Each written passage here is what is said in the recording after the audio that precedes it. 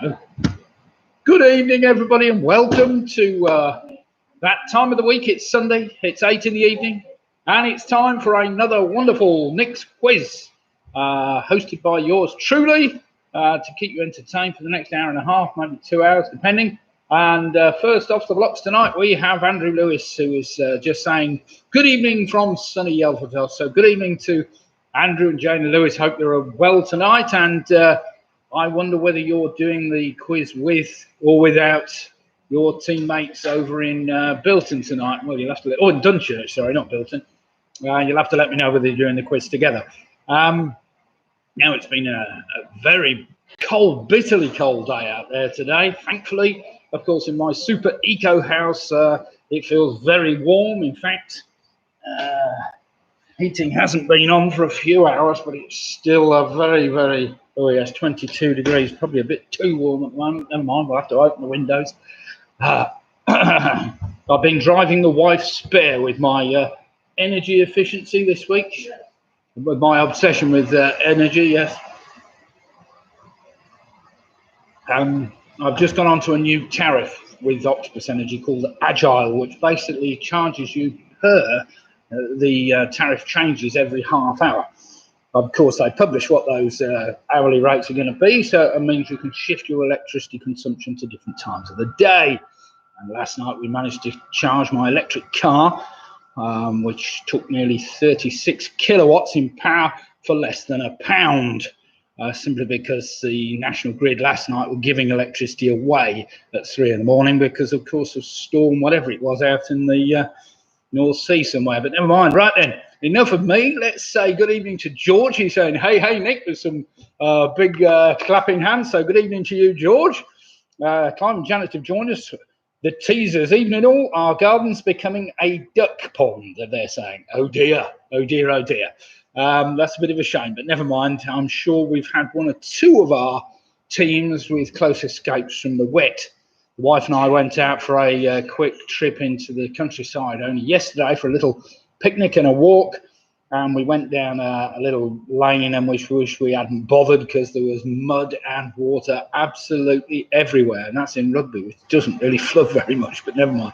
I hate to think what it's like in certain parts of the country. Right, the Rugby Rotary Club have joined us. So good evening to all my friends from Rugby Rotary Club. Let's see how many of you are online tonight. I hope you've got a good team. And raring to do battle in tonight's quiz. 6 rounds of very easy trivia tonight. I was told off in no uncertain terms on Wednesday night for making the quiz a bit like University Challenge. So tonight it's a bit more like Jackanory tonight, so it should be a bit easier for everybody. So we'll see Faye's just joined us. Good evening, Faye. She said hello from the Booby Prize girls. All ready for action. That's what I like to see. There's nothing better than Booby Prize girls who are ready for action. Right, Martin's just joined us all. He's saying hi from Martin and Tina, waiting for Team Yelvertoft to join us. Well, they were first on board tonight, Martin. I think they were waiting for you, but possibly because you must Zoom each other. I expect you're just waiting for your connection to be sorted. What's that? What our pal, Nick? I'm not sure what our pal. Never mind, George. Right, I am on the last bit of my own beer, which was brewed back in November. This is the very last bit, and I won't have any more of this left. It means I'm going to have to go down to the brewery and flash it up and do some brewing in the next week or two, but we'll see. Penny Graham's just joined us. Good evening, Penny. I hope all is well with you. She's saying everyone from the northeast, Arctic, Holland on Sea. Well, I expect, Penny, you and there's another team, isn't there, that are based in Essex. You will be having the brunt of the snow this afternoon, this evening, and probably last night as well. We've missed it altogether, really. We've had just the odd flicker of snow in the air, but that's about all. Keith Mitchell's just joined us. He's saying, hi, Nick. Bit chilly even here in sunny Minehead. Well, good evening to you, Keith. Hope all is well with you. And Michelle and Charlie are just joining us. Good evening all from Crick, she's saying. Well, it's great to see the Penningtons back in. Good evening, Karen. I hope all is well with you too, you and Gary. I know you've been very poorly and very ill for quite a while, and it's great to see you back on board. It's I know you've both suffered quite badly with the dreaded COVID, so it's great to see you back on board. I'm sure the other teams will wish you well as well. So Grant Gifford's just joined us. That's our Upper Toft team have joined us. That's Upper Toft near Cambridge. I expect they may have had some snow. You'll have to let me know, Graham. You're on the right side of the country for a bit of snow there. So Graham and Jane from Upper Toft have joined us. We've got PRS signing in now. Good evening, PRS. Hope all is well with you. And Carol's just joined us from the Cornish Tykes, she's saying this here, all the way from sunny Cornwall. It's probably the warmest part of the country at the moment. I'm not sure, but it probably is. It's certainly below freezing at the moment here, or just about below freezing, probably about 1 degree at the moment. Right, Pick a Mix have just joined us, so good evening, Pick a Mix. I trust you're all well and ready to do battle in tonight's quiz. Home Alone 6 are here. She's put, hi, Nick. We're all here and hoping for some easier questions tonight. Well, you'll be pleased to know, Carol, after some criticism, and I won't say who it was from, but some team that compared it to University Challenge on Wednesday night gave me a lot of grief. So the wife was giving me a lot of this in the ear. I said, it's only for fun, you know. And I said, oh, I know it's only for fun, but we're going to have a few questions there. So it's a lot easier tonight. It's a bit more of a, not a University Challenge, but what do they used to call that thing on for kids? I can't remember. Something for kids on used to be on. Anyway, enough of that. Yes, the quiz is a little bit easier for you tonight, Carl. Well, only the odd tricky questions, so let's see how we can get there. Now, tonight's rounds, we have our first round where we'll use the initial letters of Sunday 07th Feb. So that's Sunday the 7th of Feb. Sunday the 7th of Feb. 13 possible answers, all starting with the initial letters or and numbers of the word Sunday the 7th of Feb. Round number 2 is an initial letter link. Round number 3 tonight is an art and literature round, not as hard or as testing as you may think. Round number 4 is a round on vegetables. Don't get much say in things these days, vegetables, so I thought we'd have a round on vegetables. Round number 5 is initial pairs, which I will explain when we get there. And round number 6 is some general trivia to keep you all going. Now, Carol's just said, no snow here. Well, I can't believe that. I thought you were right on the coast. Oh, no, Carol's, of course. Sorry, Carol, I'm getting you mixed up. You're from sunny Cornwall, aren't you? So, no, you won't have any snow down there. But I expect Penny saying, yes, early this morning, not stopped all day. Well, so we've got snow definitely on the east coast, according to Penny. Be very interesting to see whether he gets snowed in or whatever. Not that it really matters, as we're all locked down anyway. Lydia's saying good evening to everybody. So good evening, Lydia. She is here already, and computer on her lap, ready to do some. Ready to help me put all the questions online for you all. Robin's just told you, what's this? Who told you off about the standard of the quiz? Good evening, by the way. Well, good evening, Robin. No, I won't tell you who told me off other than the wife. No, Wednesday night was possibly a little tougher, but never mind. Now then, talking of that, wait a minute, see who else has just joined us. So, Squeaky Pob have just signed in. Good evening, Squeaky Pob. Hope all is well with you. And Dylan has also just joined us. So, good evening, Dylan. Clive and Janet, the teasers. And the new duck pond will soon be a skating rink. Well, it may well be if it freezes hard tonight. Graham's just saying there are no flakes here. That's in Cambridge, so must be very close. You might see some tomorrow, Graham. We'll have to see. Mick Roberts has just joined us, so good evening, Mick and Bev. Hope all is well with you too. And you're keeping nice and warm and in this dreadful weather. PRS, wishing well from PRS, yes. Mike Yates has just joined us, so good evening, Mike. Hope all is well with you. He's saying good evening, Nick and Lydia, so good evening to you, Mike. Let's see how we fare tonight.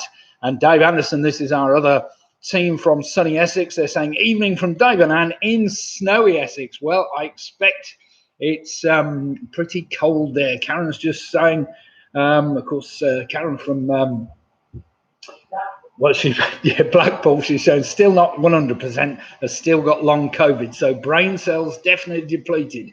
Well, never mind, Carol, just stick in there, Karen, even it'll come back, I'm sure. Yes, it must be a long and hard road. I'm glad we've managed to avoid it so far, but let's not Let's not speak too soon.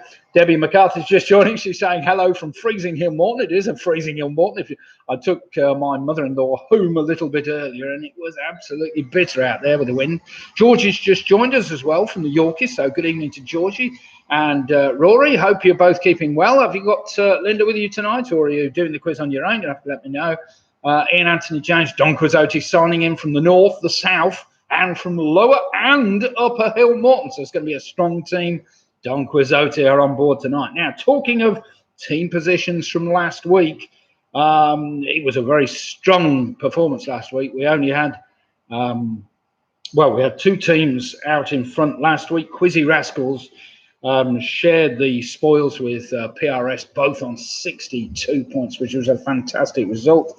Close behind them, we had Split the Difference, the Teasers, and the Rotary Club of Rugby, all on 60 points. So it's a very close competition last week. Behind them, we had Don Quizzotti, Team UK USA, and the famous Five, all on 58 points. And they were hotly pursued by Home Alone 6, Harry and Julie, along with Ian and his bottle of Shiraz, and Michelle and Charlie on 57 points. The Giffords, I think, were on 56, and then I've got various others well in the 50s. So Chris has just joined us. Good evening.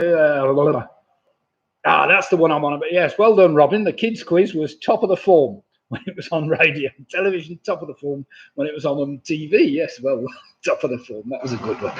Chris Speaks just joined us. He says, evening from a chilly Newton. Well, I think it's chilly all over the place.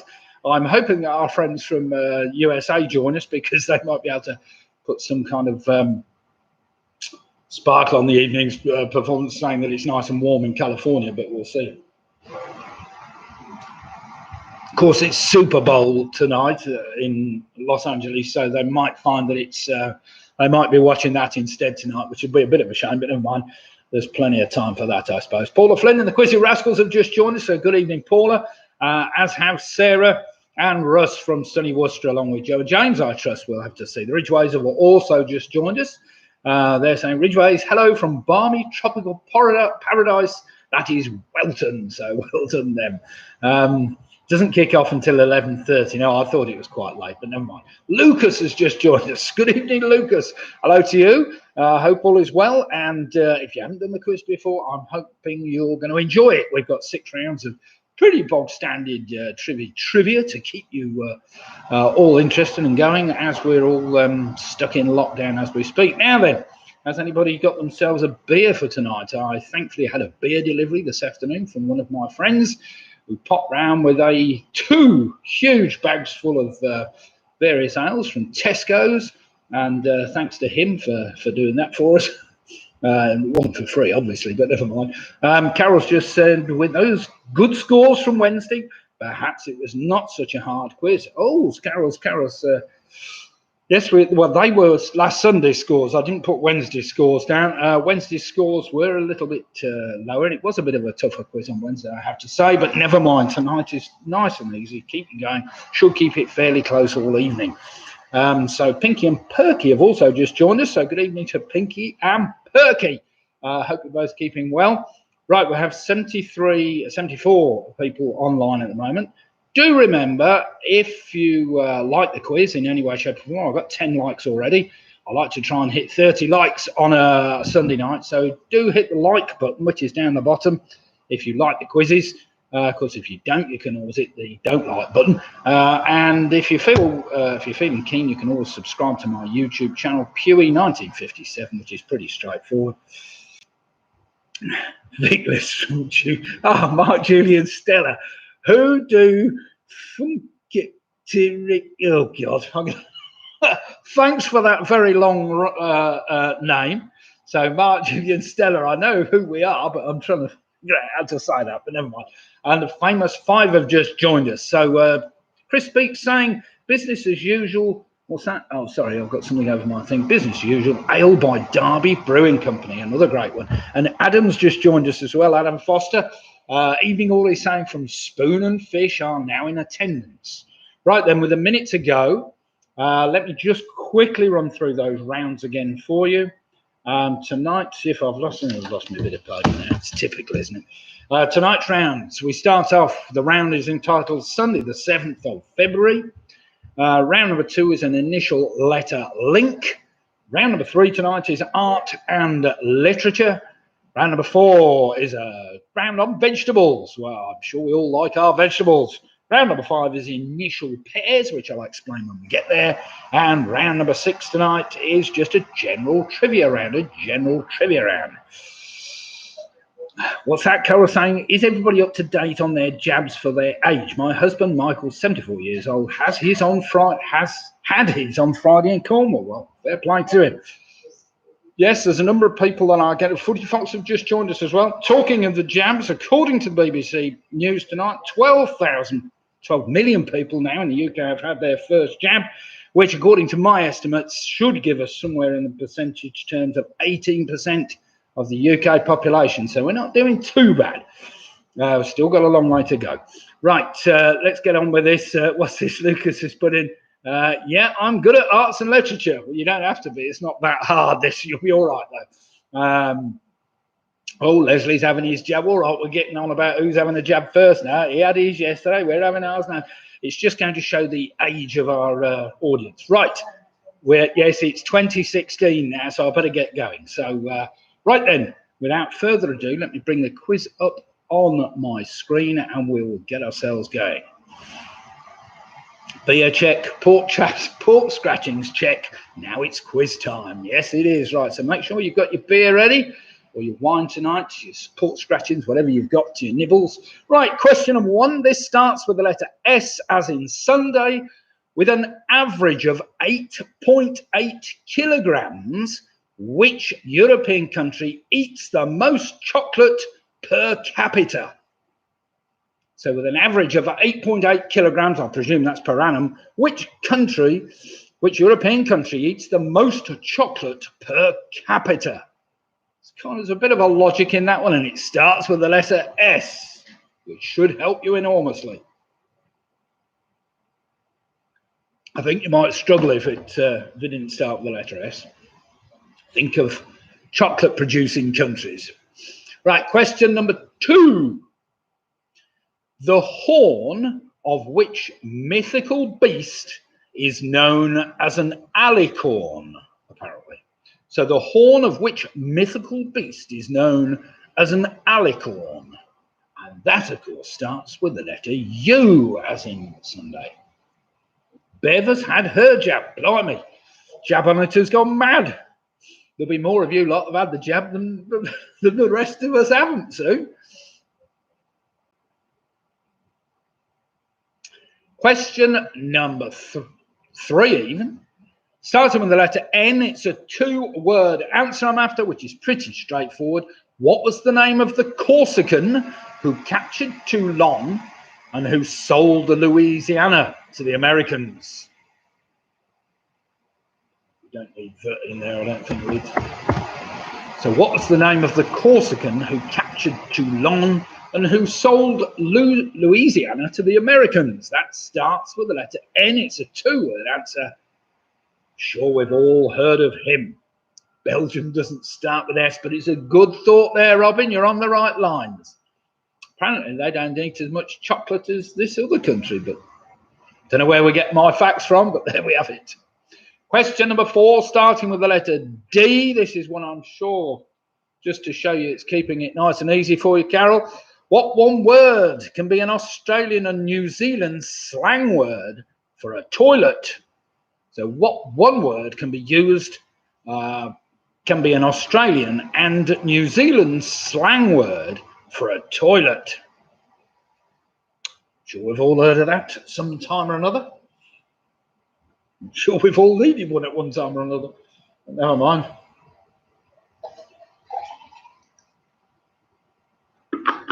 Right, question number 5. This has got to start with the letter A.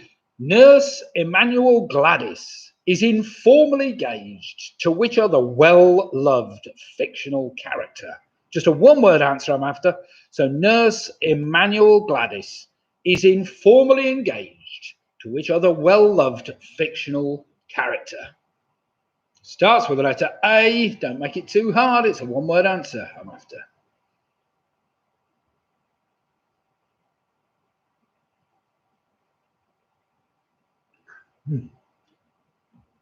Question number 6, starting with the letter Y.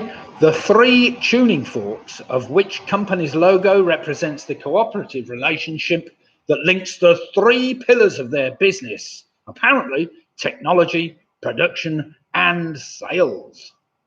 So question number 6, the 3 tuning forks of which company's logo represent the cooperative relationship that links the 3 pillars of their business, apparently technology, production, and sales. So it's just the name of that company I'm after. Starting with the letter Y.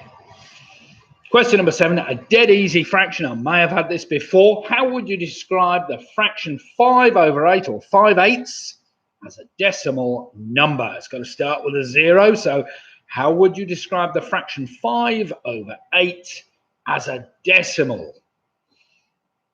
And it starts with a 0, as in Sunday the 07. Right, we're all keeping up all right. I don't want to be going too fast. If I'm going too fast, slow me down. We have 80 people currently taking part in the quiz, which is great. I'll just give you a second or more just to discuss your answers quickly. I know it's a bit tricky if you're Zooming with other members of your team, and I've already asked the next question before you've even got an answer off the previous one. Are you up to speed? Yes, good. Right, let's crack on then. Question number 8. To the nearest whole number, how is minus 200 degrees centigrade represented on the Kelvin scale of temperature measurement? So question 8 again. To the nearest whole number, how is minus 200 degrees centigrade represented on the Kelvin scale of temperature measurement? Do remember that's got to start with the number 7, as in the 7th, because I think it's the 7th of February if we're lucky.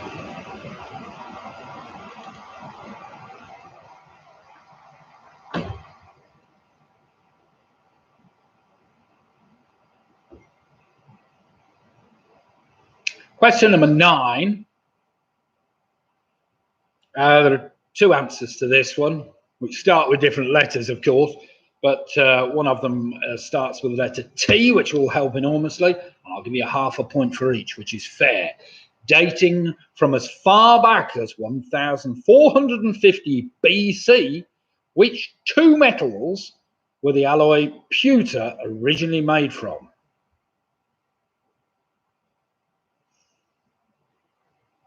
So dating from as far back as 1450 BC, which 2 metals was the alloy pewter originally made from? Now, one of them starts with the letter T, so that's fairly straightforward. But what's the other?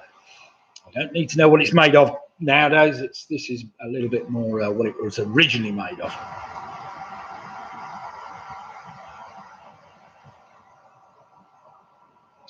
Of course, you want to get really technical about that question. Nowadays, it can be an alloy of about 5 different metals, and oh god, yeah, they make it harder than it needs to be.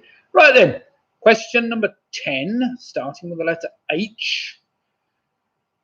That's a H for Harry. Believed to have been the daughter of Zeus and Leda, whose face was said to have launched 1,000 ships. So question number 10 again. Believed to have been the daughter of Zeus and Leda, whose face was said to have launched 1,000 ships. I'm sure you get a bit of a battered nose if you did that all the time, but never mind.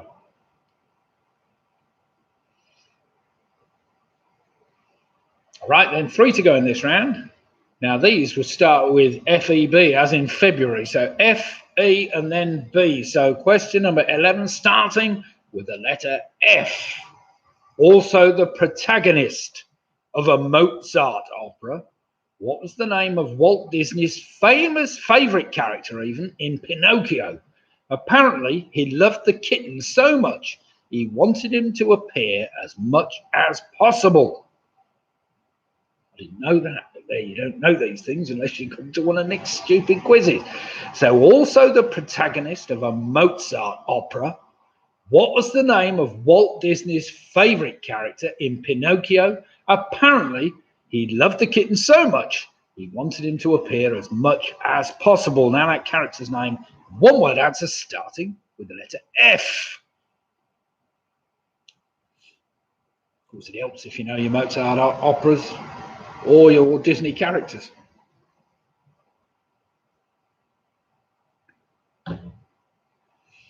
Question number 12. This starts with the letter E.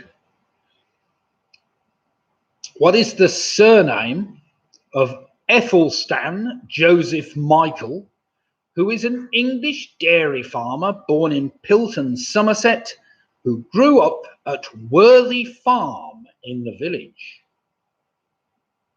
Very famous person. So what is the surname of Ethelstan Joseph Michael, who is an English dairy farmer born in Pilton, Somerset, who grew up at Worthy Farm in the village?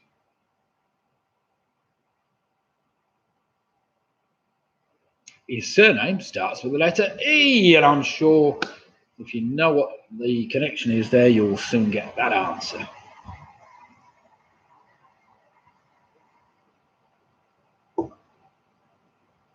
And finally, for all you sporting people, two-word answer, starting with the letter B. In fact, it's a double B to help you out. In the world of sport, what is 5 meters long, 10 centimeters wide, and is raised 125 centimeters from the floor? So question 10 again. In the world of sport, what is 5 meters long, 10 centimeters wide, and is raised 125 centimeters from the floor? So it's quite a way off the floor.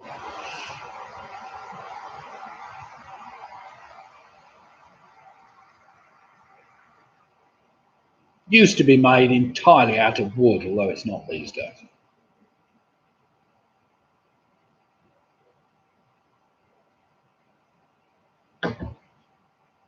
It's a two-word answer starting with the same letters, although you can possibly get away with one word, I suppose.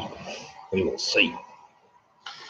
Right then, everybody, that is the end of round number 1. Now, I know one or two people are probably struggling a bit, but hopefully they weren't too tricky for you all, and you've managed to get an answer for most of those. I know it must be a struggle if you've been struggling with long COVID, especially. Dear, dear. But never mind. Nothing like a quiz to get the brain cells switched back on again, I suppose. Now, do feel free at any time to stick some jokes in the chat column between the rounds or during the rounds even, especially if you want to try and confound me like one or two people do each week. But never mind.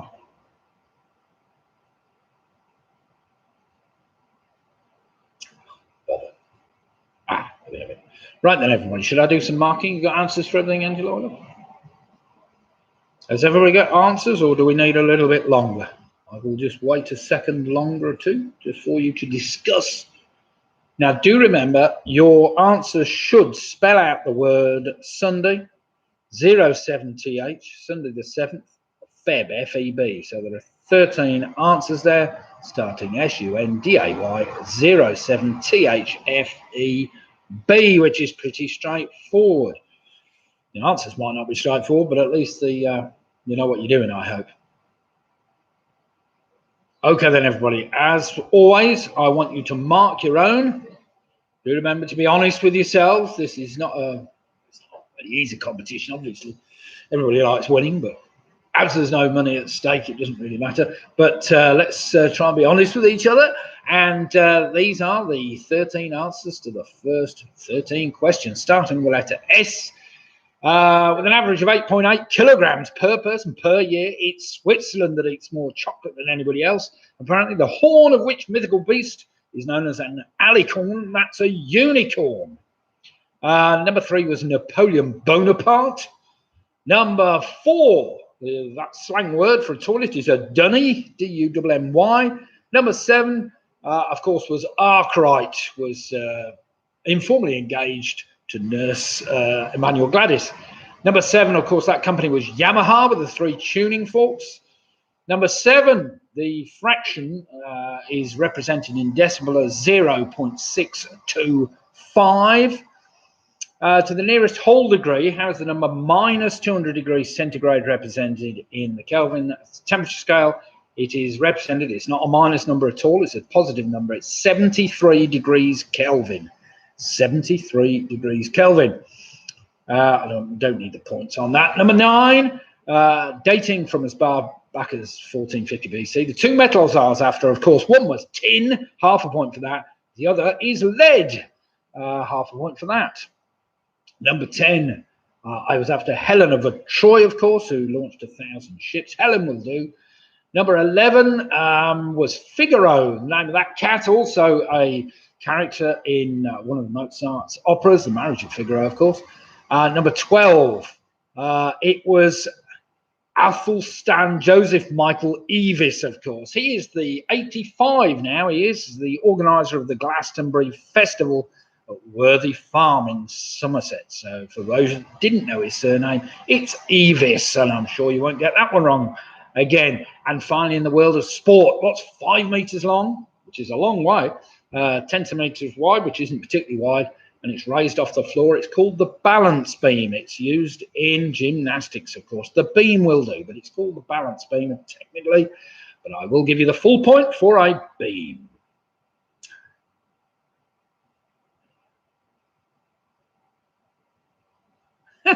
No, I hadn't. Robin's put, have you heard of a millihelen? It's the amount of beauty required to launch one ship. I suppose millihelen. Yes, 1,000 ships. Very clever indeed, that, Robin. I like that. A millihelen. We can use that as a... Right then, we have the Yorkies. Georgie Lambert and Russ on 11.5 points. Well played, the Yorkies. The Weak Links straight off with 13 points. Well played, the Weak Links. Squeaky Barn on 11. Rugby Roads Club are on 13. Famous Five are on 13. Got Michelle, Charlie on 12. The Ridgeways are on 13. We've got Sarah and our friends from Russ on 12.5. Ian Miller's on 10. We've got the teasers. Oh, God, blimey, they've just gone off my screen. Sorry, the teasers are on 13. Carol Green's on 10. We've got the Giffords on 12.5. Footy Fox 86 are on 9. Home Alone 6 are on 13 points. Well played, them. It's not quite university channels yet then. Don Quixote on 12.5. Mick Roberts is on 11. We've got Faye and the Booby Prize Girls are on 11.5. The Quizzy Rascals are on 13. Mike Yates is on a very respectable 12. PRS are on 11.5. Penny Graham's on 8.5. Got Pick and Mix on 11. The Penningtons slowly getting back into it. They're on a very respectable 9. We've got Pick and Mix on 11. Adam Foster's on 12. We've got Pinky and Perky on 11. Chris Peake's on 12. Dylan's on 12. We've got the Andersons, Dave and Jane on 10. Keith's on 10.5. Debbie McCarthy, 8.5. As I had Copper. Oh, well, a half's a half. I think Copper's actually used a little bit more today in pewter, but never mind. Split the difference on 13. Home Alone 6. We actually got one wrong. Oh, we're only on 12. Damn. Who do forget Eric Crip on 9? Well done, them. I'm going to have to really study that. Can't you just put an easier thing down? It might be funny if I could actually... I haven't got time to read it. That's the problem. And Alex Brown's on 10.5. You work that out for me while I'm trying to speak to everybody. Right then, round number 2 tonight. Round number 2, we've all scored very well on that first round. Don't feel too disheartened if you didn't manage a full 13. We've got some great scores there. Now, round number 2 is an initial letter link. What do you think it to? That's right. Well done, Robin. That's all right.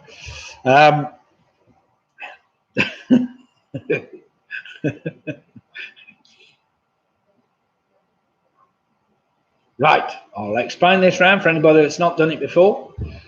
We have 10 questions on general knowledge, where the answer to the final question can be spelled out by rearranging the first letters of the first words in the first 9 answers. So they're just general knowledge questions. And all we ask you to do right at the end is to take the initial letter of each of your answers, rearrange it, and it'll spell something out for you. So it's pretty straightforward. Right then, question number 1. There's a 2-word answer. Which famous, here we go, question number 2, eyes down, look in. Which famous scientist was pictured, what's that? Did I? Round number 2, question number 1, sorry. I'm speaking double Dutch, which is quite easy in my case. Question number 1, which famous scientist was pictured on the back of Bank of England £1 notes when they were last printed in 1984? So which famous scientist was pictured on the back of Bank of England £1 notes when they were last printed in 1984? It's not as if you can whip one out your pocket and have a look, is it? So there we have it. It's a 2-word answer I'm after. Take the initial letter of his first name and stick it to one side. You'll need that a little bit later.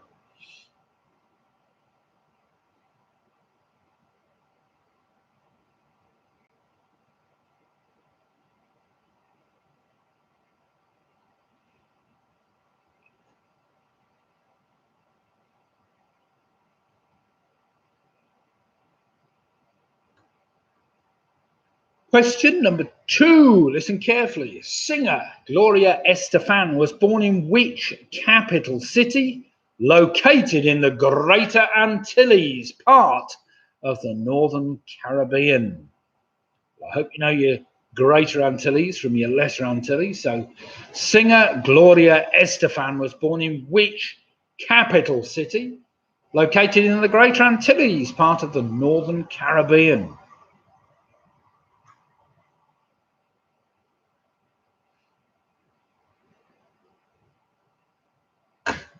Well, it does seem like the government are getting their jabs out on time anyway. Fair play to them. They were reckoning 500,000 jabs today, which is not bad at all. Still got a long way to go, though. Especially as I haven't had mine yet. Can't go on holiday. Question number 3. It's a bit trickier. With a name derived from the Greek word for the moon, SE is the symbol for which element in the periodic table? Who knows their gods, the moon? So with a name derived from the Greek word for the moon, SE is the symbol for which element in the periodic table? Well, it pretty much gives you the letter, if nothing else.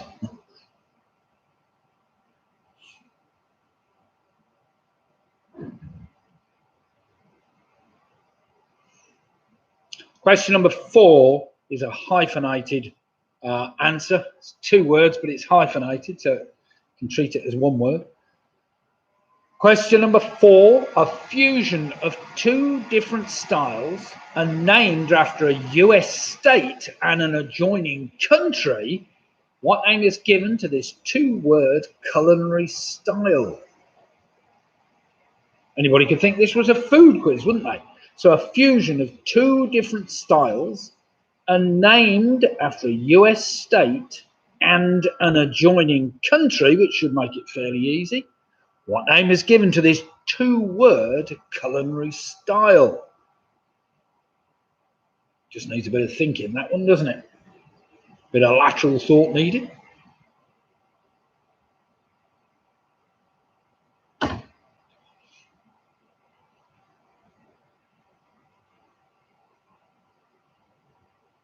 To bring the quiz back to some kind of semblance of easy, making it easy again. Well, I say easy, it's not easy for everybody. Question number 5, the title character in which animated TV series lived in the top left-hand corner of Wales? That is a 3-word answer. So the title character in which animated TV series lived in the top left-hand corner of Wales. I know we've got to get a Welshman in every week. I don't know what it is. I think I pander to Martin Davis. That's what it is. Too many Welsh questions. Nobody said I have too many Welsh questions. I have to say, but as we've got nobody from Scotland playing the quiz, we don't have many Scottish questions. Or we might have. Sorry, you'll have to just point out if you're Scottish, of course, and one if you're not Scottish question. Though we did have Robert the Bruce last week. Question number 6. I know that one, Sid Martin. Question number 6. Also known as Dr. Syntax Head. What is the common name for the headland that is the most westerly point of mainland England? Oh, what's that? Hello, I'm from Edinburgh. I'll remember that time. Here we go then. I'll have a few Edinburgh questions next week. So question number 6, also known as Dr. Syntax Head.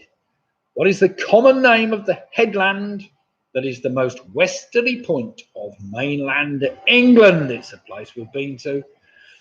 So there, that's a pretty straightforward place. That is a 2-word answer to make it a bit easier for you. A 2-word answer.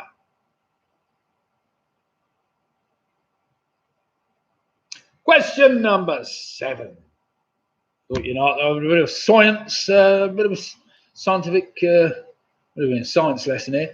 Due to the Earth being an oblate spheroid, we all know what that is, the summit of Mount Chimborazo is the furthest point from the center of the Earth. But in which country would you find Mount Chimborazo? Chimborazo it is. So I just need to know the country where that mountain is found. It happens that the summit is further from the center of the Earth than any other mountain on Earth. So I'll read the whole question again. 7 again. Due to the Earth being an oblate spheroid, the summit of Mount Chimborazo is the furthest point from the center of the Earth. But in which country would you find that mountain?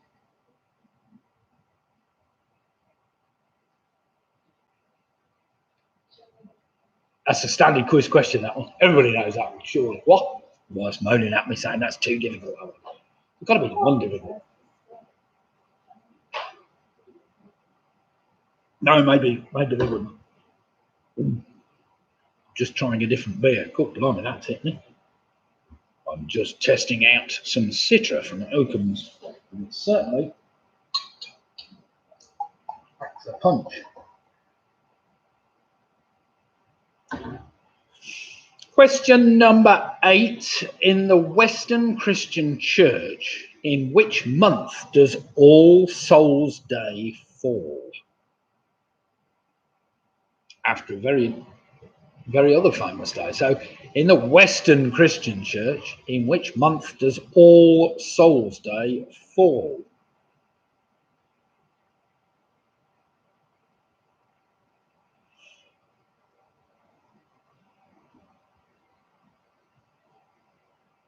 I can't believe it's a festival that's actually celebrated an awful lot in church these days, but never mind. It probably is in some parts of the world. Question number 9, listen carefully. In 1864, John Wisden launched an annual reference book that is still being published today and is often referred to as the Bible of which sport? I'm sure in light of the way our national team are playing at the moment, a lot of you will get that one. So in 1864, John Wisden launched an annual reference book that is still being published today and is often referred to as the Bible of which sport? And that is a 1-word answer. Now then, question number 10. Listen carefully to this because it's a bit different than normal. The first letters of the 13 words in the previous 9 answers can be rearranged to spell the name of which country, which is the smallest country to border 2 other countries. So you need to take the 13 words in the previous 9 answers. So I did tell you how many each had got. So starting with the number 1, that was a 2-word answer. Number 2 was 1. Number 3 was 1. Number 4 was 1. Number 5 was 3. Number 6 had a 2-word answer. Number 7 had a one-word answer. Number 8 was a one-word answer. And number 9 was a one-word answer. So the answer I'm after, it says the first letters of the 13 words in the previous 9 answers can be rearranged to spell the name of which country, which is the smallest country to border 2 other countries, apparently. Which if there's any help, is European.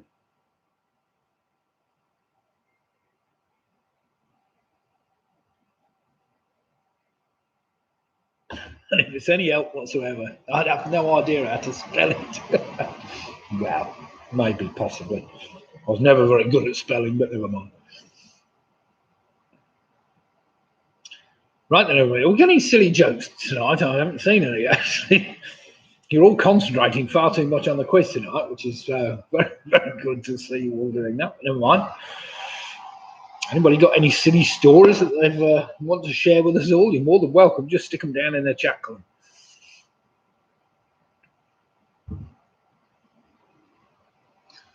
Well, it seems to not got lots of people taking part in the quiz, which is great. Oh. Okay, the wife and daughter chatting. Oh, it's snowing. Oh, apparently we've got snow on the way in Rugby, but we'll see about that. That's only the dreaded BBC weather forecast, no doubt. Now, as always, we'll be doing a quiz on a Wednesday night, just to keep those that don't take part in the Sunday night quiz, or do both. There's some teams that do both, of course. Same time, same place. But it does look like we may have a flicker of light of coming out of lockdown, of course, in which case I'll have to start doing the quiz in the pub again, which will be interesting, but we'll see.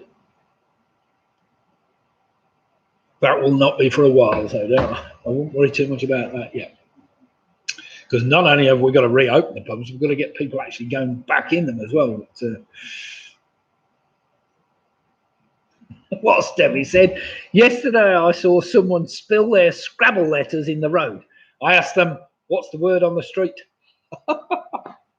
That's very good. I like that one, Debbie. Right then, everybody, come on. Who can beat that? Chris Speak, you've got to come up with something. I haven't heard you come up with a joke tonight, and you're normally excellent on all these. Now, you're still working your... I will give you a little bit more time on this if you need it. Do remember you've got to use all 13 words. That will give you 13 initial letters, all right? So that in turn should give you the name of a European country. And it's a very small European country, be pleased to know. So think of small European countries, there's not many of them. Well, perhaps there are actually, but never mind.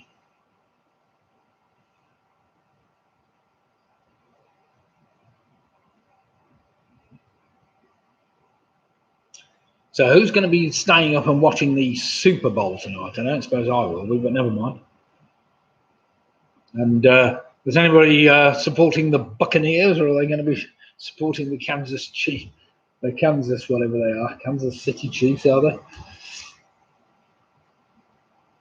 Oh, Ian said, yeah, I think I'll be fast asleep as well, Ian. It's not the kind of thing I really enjoy, but never mind. Watching Manchester United winning a game and throwing it away in the last second of the game, that kind of, that's what I enjoyed watching. Well, I didn't enjoy watching last night, but never mind. Never mind, it's all good fun. Right then, does anybody need any more time? Just let us know if you need any more time. Snowing here now. Don't do American football. Right, it's now snowing in Toft in Cambridge, so yes, drifting over a little bit. Now, what on earth Anthony saying? Oh, right, is that what it means?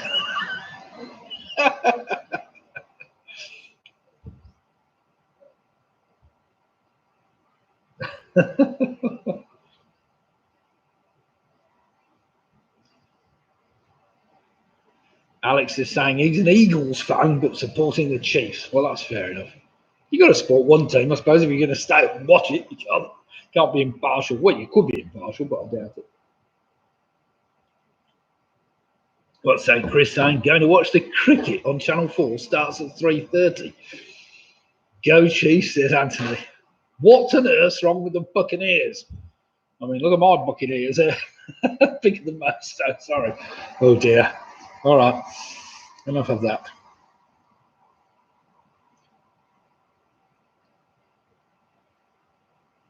Right. Does anybody actually need any more time? If not, let's get some marking done. You're right, Tom. I'll just give you another 30 seconds, another minute, and then we'll crack on and do some marking after that round.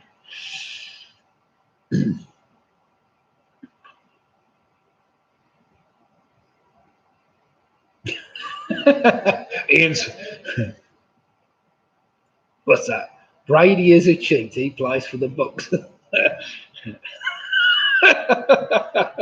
Well done, Ian. I like that. Not quite sure how you typed those out quite so fast in a row, but never mind. Are we having a bet then? Are we, Ian? What were you on last round? I'll put a bet on. Let's go 27 then, shall we?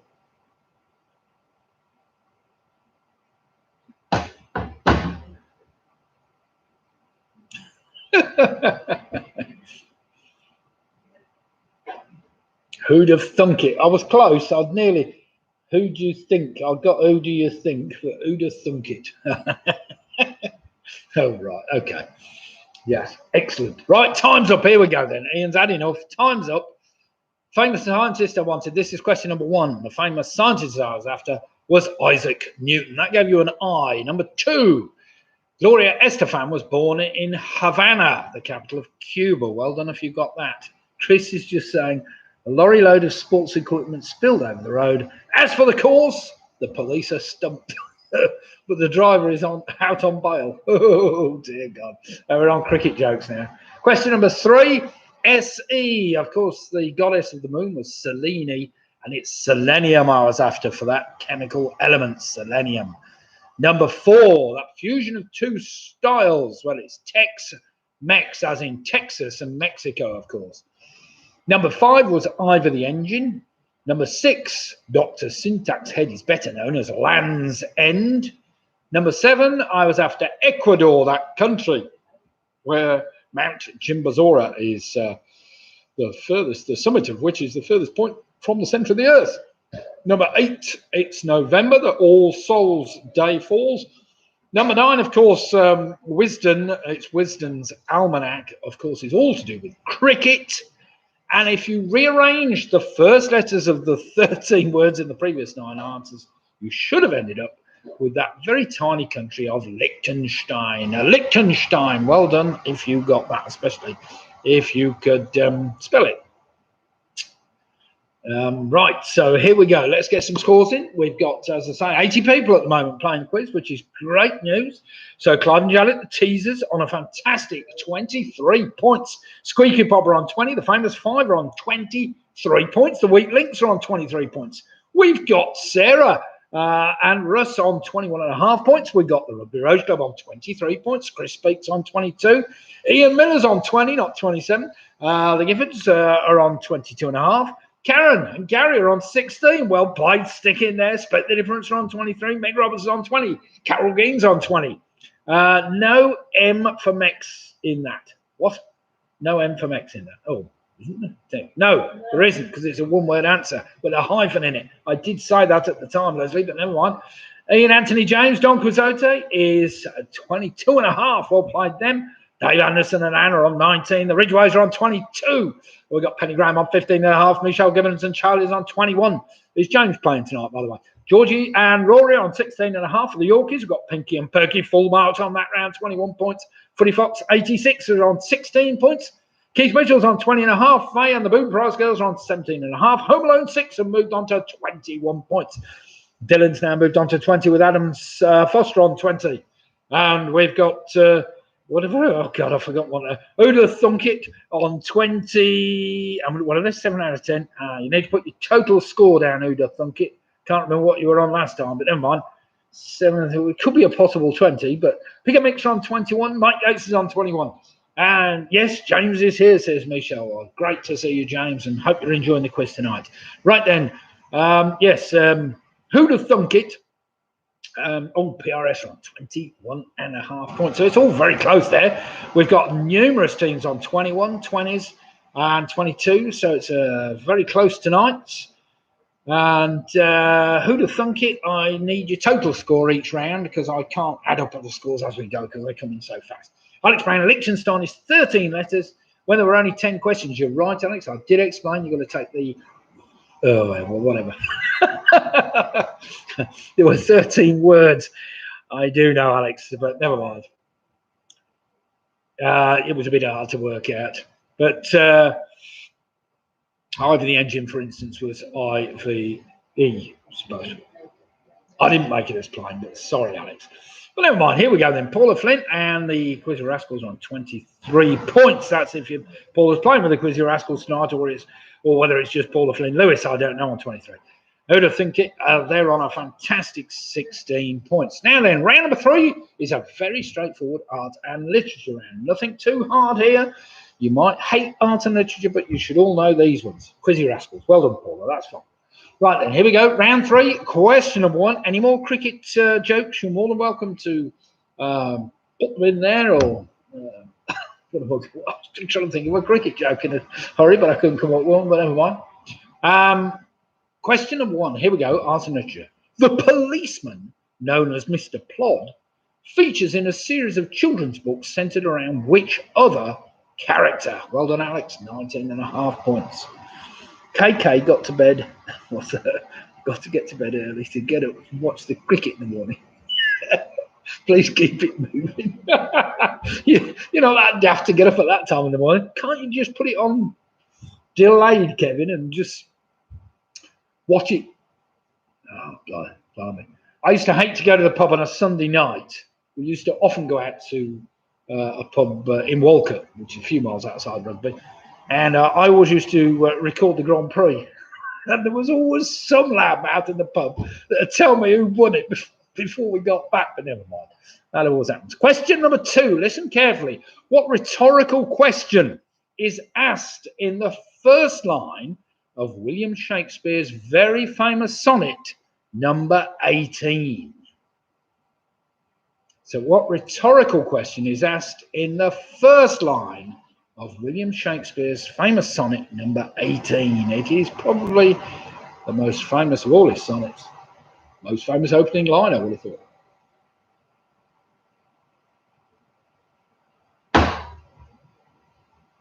That's the hardest question in the round, by the way. You knew that one, didn't you, Liz? Yeah, my daughter's shaking it. She knew that one, yes.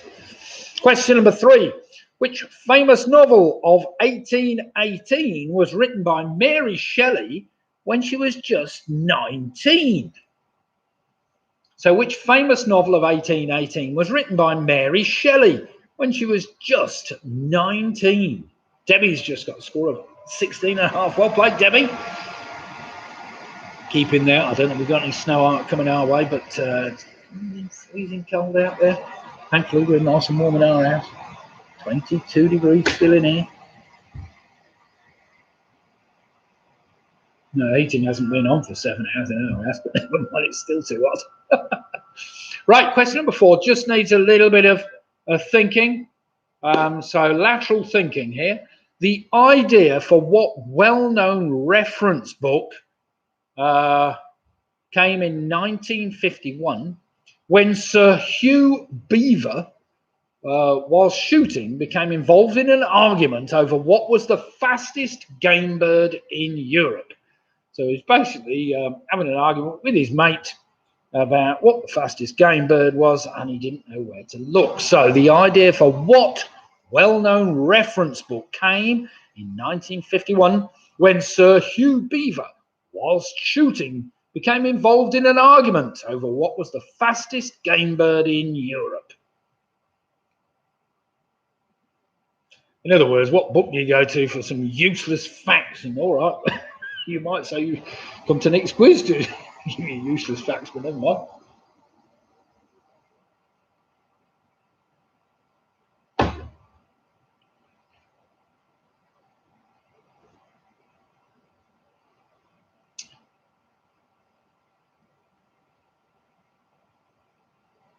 Question number 5. Came on Chase the other week. What is the name of the anti-slavery novel written by American author Harriet Beecher Stowe in 1852? Hands up. I don't think you can. They could be discussing it. Oh dear. Well done, Martin. Yeah, that's quite funny. So question number 5 again. What is the name of the anti-slavery novel written by American author Harriet Beecher Stowe in 1852? Very popular work. Certainly I haven't read it, but I'm sure you've all heard of it.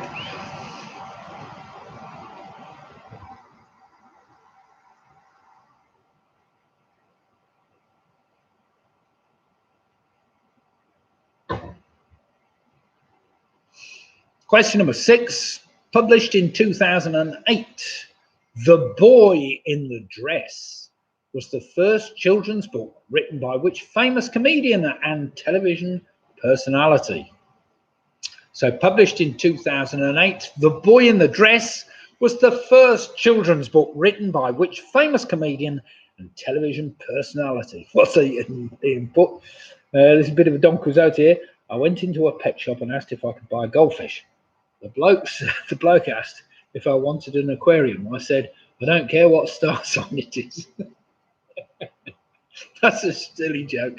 Yes, that's a pretty silly joke, that one. Quite like that, though. Right. How are we doing so far? Question number 7. Who is first a surgeon and then a captain of several ships in the title of a well-known 18th century novel written by Jonathan Swift? I hope you know your Jonathan Swift novels. So who is first a surgeon and then a captain of several ships in the title of a well-known 18th century novel written by Jonathan Swift? You probably only need to know 1 or 2 of his novels. It's one of them.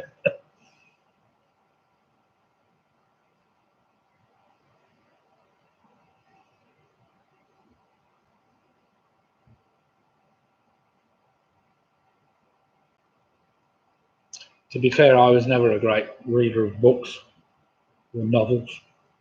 I always liked puzzle books rather than novels. Reference books, puzzle books I could read ad infinitum, but I never really got around to reading a lot of Larson Dictionary, which was a shame, but there you go. I've probably missed out on a large portion of my life, but never mind. Question number 8. Listen carefully, this is fairly straightforward. Which famous London theatre caught fire in 1613 and within hours was completely destroyed? In fact, it set fire to buildings next door as well. So which famous London theatre caught fire in 1613 and within hours was completely destroyed?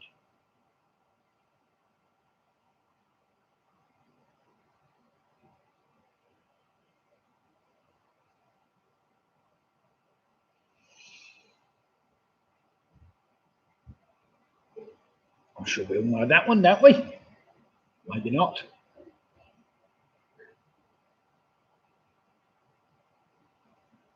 Right then, question number 9. Published in 2019, The Testaments by Margaret Atwood was written as a sequel to which other novel, which was first published in 1985 and has subsequently been made into a dystopian-style television drama, one which I haven't watched, but apparently is quite interesting. I'm sure a number of you will have watched it. So published in 2019, The Testaments by Margaret Atwood was written as a sequel to which of her other novels, which was first published in 1985 and has subsequently been made into a dystopian-style television drama. It's had many good reviews. In fact, we saw a programme only the other week about Margaret Atwood, which was quite a good documentary on her life, actually. If you haven't seen it, it's worth watching.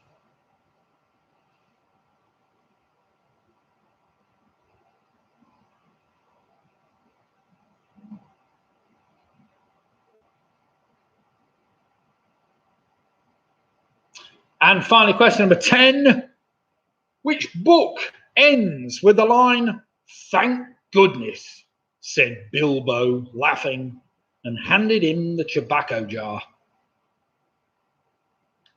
So question number 10 again. Which book ends with the line, thank goodness, said Bilbo, laughing, and handed him the tobacco jar? It's probably easier if you see it in print. I'm sure most of us will get that one straight away without too much trouble. Right, I will just give you 30 seconds to get your answers down. Lids. You can get me another beer. I've run out. Sorry, at desperate times I've run out of beer.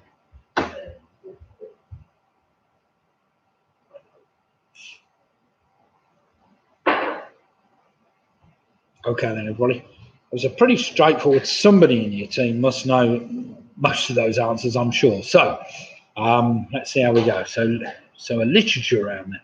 Okay, what did I say? Art and literature. All right, literature round then, Roy. Sorry, didn't realise there was no art in there. Of course, you're an art teacher, weren't you? Sorry about that, Roy. Okay, a literature round then. Next week, when it says art and literature, it'll probably be an art round instead. I'm very sorry about that. I didn't realise when when you make these things up, you don't really look at things like that. I should have just said a literature round, but never mind. Right, are we ready? I'm sure you got them all right then, Roy. Come on, not too hard, those. Or perhaps they were. So question number 1, these are the answers to the previous 10 questions. The policeman known as Mr. Plod, of course, featured in series of children's books centered around Noddy, of course. Number 1 was Noddy. Number 2, that famous question asked in the first line of Shakespeare's sonnet number 18 is, shall I compare thee to a summer's day? Thou art more lovely and rougher than the... Oh, I can't remember. Right, thou art... Oh, God. Question number 3, which famous novel of 1818 was written by Mary Shelley when she was just 19? That was Frankenstein, of course. Number 4, the idea for that reference book, which came in 1951, the reference book I wanted was the Guinness Book of Records. And apparently the fastest game bird in Europe, if anybody really wants to know what they were arguing about, is the golden plover. So there we have it, a golden plover. Number 5, the anti-slavery novel that we've all heard of but couldn't remember, by American author Harriet Beecher Stowe, is Uncle Tom's Cabin. Number 6, I was after David Walliams, of course. Number 7, first a surgeon, then a captain of several ships, who was a well-known 18th century novel written by, it was Gulliver, as in Gulliver's Travels, of course. Number 8, that London theatre that burnt down was the Globe, of course, which is now being rebuilt, of course.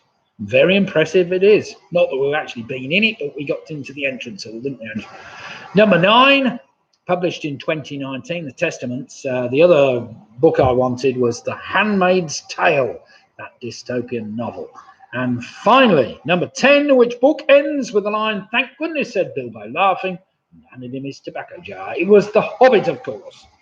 Golden plover sounds like something they play for in Quidditch. It does, actually. What's that called? The golden snitch in the... I can't remember. A golden plover. Everybody's heard of a plover, surely, but never mind. Right, Chris is straight in there with 31 points. Well played, Chris. Speak. The teasers, 33 points. We've got Paula Flynn and the Quizzy Rascals on 33 points. Pinky and Perky on 29. PRS have moved on to 31.5 points. We've got Georgie Lambert and the Orca and Rory on 26.5 points. The Wheat Links have moved on to 33 points. Great scoring tonight. Michelle, James and Joe, Michelle, Charlie and James, they're on 31 points. Ian Miller's moved on to 27. The Giffords have moved on. That's Graham and Jane on 32.5. We've got Carol Green on 28. Mike Yates on 29. Mick Robertson on 30. We've got Don Quixote, 32.5. We've got Fully Fox 86 and moved on to 23. We've got Famous 5 on 33 points. Fire the Boot Prize Girls are now on 23.5. We've got Alex Brown on 27.5. The Ridgeways have moved on to 31. Debbie McCarthy doing very well on 26, as in Dave and Jane Anderson on 27. Penningtons have moved on to 25, doing all right there. Home Alone 6 have moved on to 29, although there wasn't quite enough in the way of art there for you, Roy. Sorry about that. Sarah and the gang, and Sarah and Russ from Worcester, along with Joe James, should be on Well, fantastic, 30.5 points. Keith Mitchell's also moved on to 28.5. Adam Foster on 26. We've got Dylan. Now, Dylan saying he's on 35. I'm not quite sure that's right, but you'll have to check that one. And who'd have thunk it? They're on 22 points with Deb McCarthy. She's saying she's on 26.5. Penny's struggling tonight, she's saying 21.5. I blame the snow, and I don't blame you for blaming the snow. Yeah, well, that's fair enough, Penny. Dylan saying, sorry, 25 points. Split the difference on 31. Squeaky Bob now moved on to 28. We've got Pigger Mix on 30. And the Rugby Rotary Club have moved on to 33 points. So well played, the Rugby Rotary Club. So we've still got a number of teams well in the 30s. We've got Famous 5 on 33. We've got the Rugby Rotary Club on 33. We've got numerous teams. The Wheat Links are on 33. The Quizzy Rascals are on 33. And the Teasers are on 33. So it's a very close thing. And right at the top of the shop, that means there are at least 4 or 5 teams that haven't dropped a point as yet. So round number 4, I don't think you'll find this round particularly tricky if you know your vegetables. So round number 4 is called Vegetables. Something to do with vegetables. Surprisingly. So let me just top my glass up and we'll get on with the vegetables round. Now then, any more scores to come in, or are we all there? I expect that was a very good round for number 2. Right then, here we go then. Round number 4, vegetables. Question number 1, manufactured by Hasbro and first shown in 1952. What was the first toy ever to be advertised? It's an interesting one, isn't it? So manufactured by Hasbro and first shown in 1952. What was the first toy ever to be advertised? Think of vegetables. Think of vegetables. Helps a lot. Wasn't supermarket sweep or wait a minute.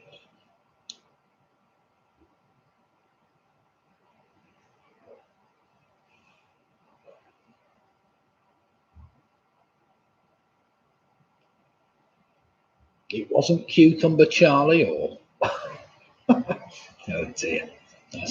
Mind you, that's a fruit anyway, isn't it? Right, question number 2.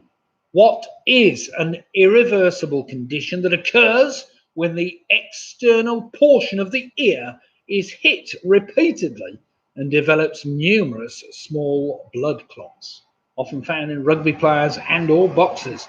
So what is an irreversible condition that occurs when the external portion of the ear is hit repeatedly and develops numerous small blood clots?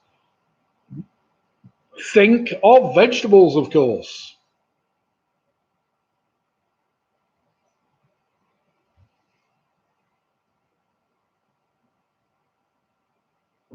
Question number 3, something we were enjoying only last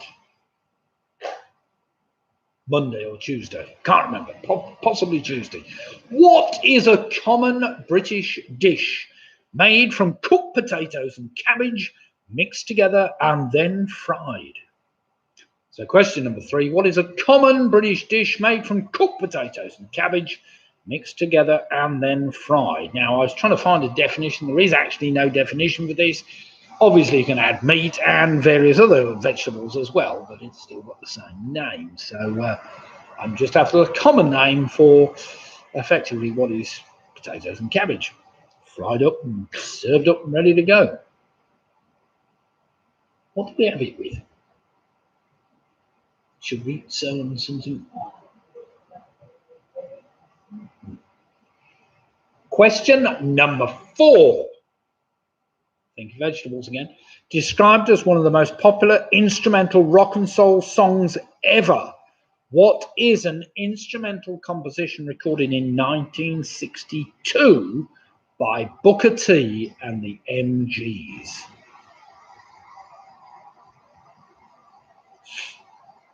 Thanks for that, Leslie. That's why it needed to be left a bit ambiguous, because there are very many. I did do a bit of research into that one.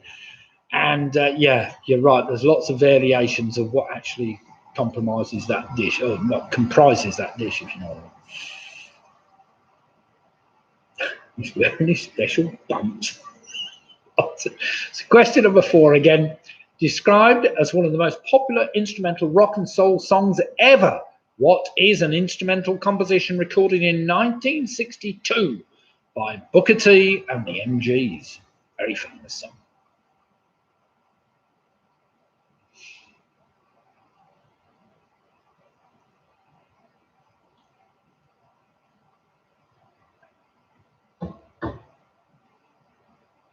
I prefer Pakistan Modern Song.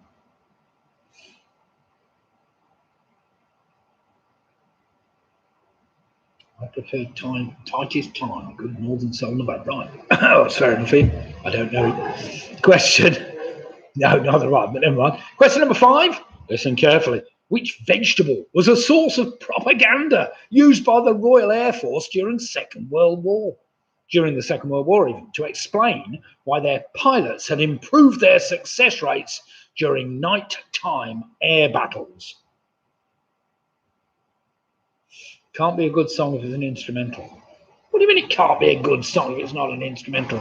I just had some, talking of instrumentals, we had what did we have to do the other day? A text from Ticketmaster or something, trying to flog me some tickets for a concert coming up this year. 50 years since Tubular Bells, Mike Oldfield's Tubular Bells. God knows what they're trying to do 50 years later, but that's impressive, isn't it? Didn't realise it was that long ago. Anyway, question number 5 again. Which vegetable was a source of propaganda used by the Royal Air Force during the Second World War to explain why their pilots had improved their success rates during nighttime air battles?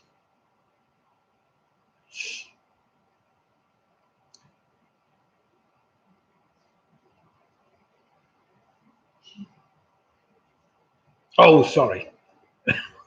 All right. Tune. All right. Sorry, Robin, I wasn't. It's a bit tricky, you see, when you're doing a quiz to read all the comments and try and take them in when you're looking at the next question. You know what it's like. When you're trying to, it's called multitasking. You know, us men are not very good at that. Question number 6, listen carefully. Which vegetable was the first to be canned on a commercial scale in the 1860s? So which vegetable was the first to be canned on a commercial scale even in the 1860s?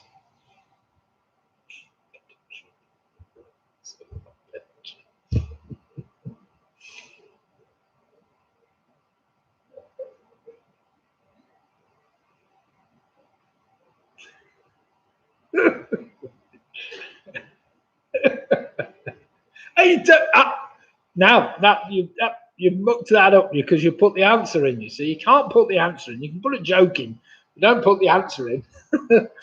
Many a German fucker got one up their rear. I'm sure they did. Who was that? Which comedian said those fuckers weren't fuckers? Those fuckers were Messerschmitts. I can't remember. That was on BBC television, and it was actually very funny at the time. But I think it's been barred since. But never mind. That's obviously when he was talking about the German Air Force. Question number 7, listen carefully. The Root of All Evil was the name of the 2019 Aldi Christmas advert in which Kevin the Carrot had to save the family from evil Pascal, the rotten what? I've got a few here. Michael Barrymore, Stan Borman. I thought it was that. You said it on. No. So, question number 7: the Root of All Evil was the name of the 2019 Aldi Christmas advert in which Kevin the Carrot had to save the family from evil Pascal, the rotten what?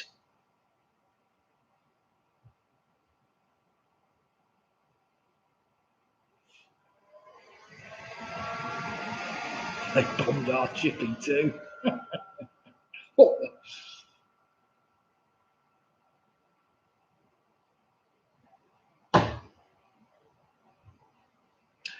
I thought that, I didn't think it was Stan Borman. I thought it was. Michelle's obviously telling me. I thought it was. You've got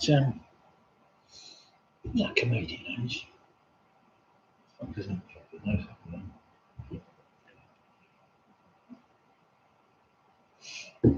Right then, question number 8. You'll all know this one.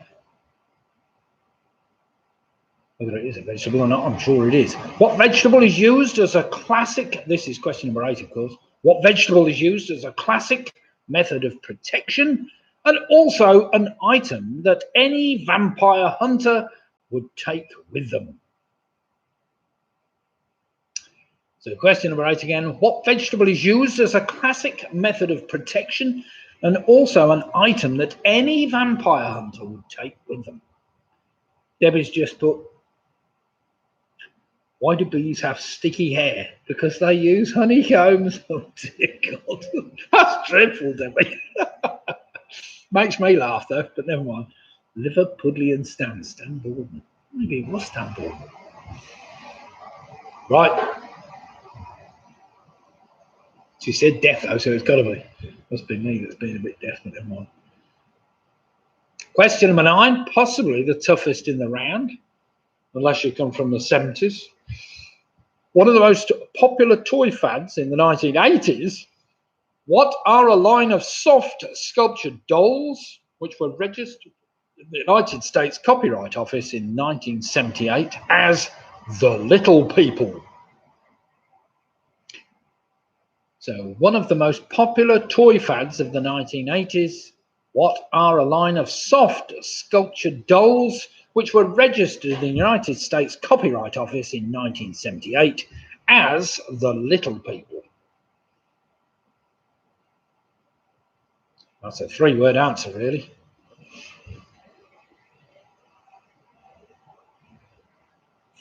Question number 10 is just a stupid question, but never mind. Carol's put, my daughter loved hers. Excellent. Dear God. What kids like, eh? It's amazing, isn't it? My son, who is now in his 30s, used to carry Elmo around with him all the time. He used to love Elmo, but never mind. That's another story. Question number 10. In August 2019, well, it might be 2018, but never mind. In the August of 2019, 49-year-old adventurer Stuart Kettle rolled what vegetable to the top of Mount Snowdon using only his nose to raise money for Macmillan Cancer Support? Oh, Karen's saying, my granddaughter loves her second-hand one. Good. We're about to have a bad spell of weather, says Ian. Oh, I don't know about that, Ian. Maybe 5 minutes, we'll see. So question 10 again. In the August of 2019, 49-year-old adventurer Stuart Kettle rolled what vegetable to the top of Mount Snowdon using only his nose? That was in the effort to raise money for Macmillan Cancer Support. Fair play to him. So you've got to think of something that you can possibly roll up a mountain. Spell weather. W-E-T-H-E-R. Weather what? Oh, God. You're getting as bad as the rest of me. Trying to catch me out with things I can't understand. But never mind. Get the joke later. Right, there we have it. 10 questions on vegetables. I hope you didn't find those too tricky, but we'll see. Whether or not, that be the question. Whether it be nobler of the man of mine. Come on, Shakespeare. Here we go. Right, do remember, everybody, if you're enjoying tonight's quiz, do give me the thumbs up with a little thumbs up button. If you want to subscribe to the YouTube channel, do. It's just to hit the subscribe button. All it does is gives you reminders of when the next quiz is, which, of course, is on a Wednesday or a Sunday. Right then, everybody, let's do some marking after that dead easy vegetables round. We started off. Manufactured by Hasbro. The first ever toy to be advertised was Mr. Potato Head. Well done if you worked that out. I expect you've got to think of a vegetable, but never mind. Number 2, that irreversible condition is known as cauliflower ears. Number 3 was Bubble and Squeak, of course, I was after. Well, that might have included bacon. Number 4 was called Green Onions, the most popular instrumental rock and soul songs ever. All right, rock and soul instrumentals ever. That was Green Onions. Number 5, I was after, of course, the carrot. It was used as a bit of propaganda. That's why the British pilots were shooting down all the other planes. I won't mention them again. Number 6, the vegetable that was first canned on a commercial scale were peas. Peas were first canned in the 1860s. I don't know if you got peas. The root of all evil, what was the name of the early album? Kevin the Carroty took on the evil Pascal the Parsnip. It was Pascal the Parsnip. Number 8, of course, is garlic, that you need as a vampire hunter. Number 9, they were known as Cabbage Patch Kids. Cabbage Patch Kids. I will allow Cabbage Patch Dolls, I suppose, because I knew them as that, but never mind. Perhaps it was me that's remembering wrong. And finally, number 10, Stuart Kettle rolled a Brussels sprout all the way up to the top of Mount Snowdon using only his nose. God knows how long that took. Either he's got a very big nose or a very big Brussels sprout. I'm not quite sure, but it seems to me that would have taken an awful lot of time or effort. But never mind. Well played him. Right, Ian Miller has already posted his score of a fantastic 36 points. Well played, Ian. Faye's on 33.5 points, and the prize girls, Squeaky Bobbers, and moved on to 38. That's a good score. Sarah, Russ, James and Joe are on 39.5 points. Right, Carol Green on 37. Mick Roberts is on 39 points. Pinky and Perkin on 38. Dick Gifford's on 41.5. That's Graham and Jane. Bennington's have moved on to 34. We've got the famous 5 moved on to 41 points. Well played them. Mike Yates is on 36. We've got Home Alone 6 on 39. Debbie McCarthy is on 35.5. We've got the Quizzy Rascals on 42 points. Spoon and Fisher on 35. Got Fully Fox 86 on 32. Loved that round, said Michelle on 38 points. The Ridgeways have moved up to 40 points. Well played, the Ridgeways. Alex Brown on 37.5. We've got the Teasers on 42 points. Closely followed by Don Quixote on 41.5 points. Keith Mitchell's on 38.5. Wheatleats have dropped a point, but it's still on 41 points. Well played them. Chris Peaks on 39. Got PRS on 41.5 points. Well played, PRS. Penny Graham's on 28.5. Alan David moved on to 36. We've got Dylan now on 33 points. Pick and Mix have moved on to 40. That's a great score. Split Difference on 41. We've got Uda Funk It on 30 points. So well played them. Right, any more scores to come in before we go on to the next round? Now, initial pairs. Initial pairs, I better explain this while I can.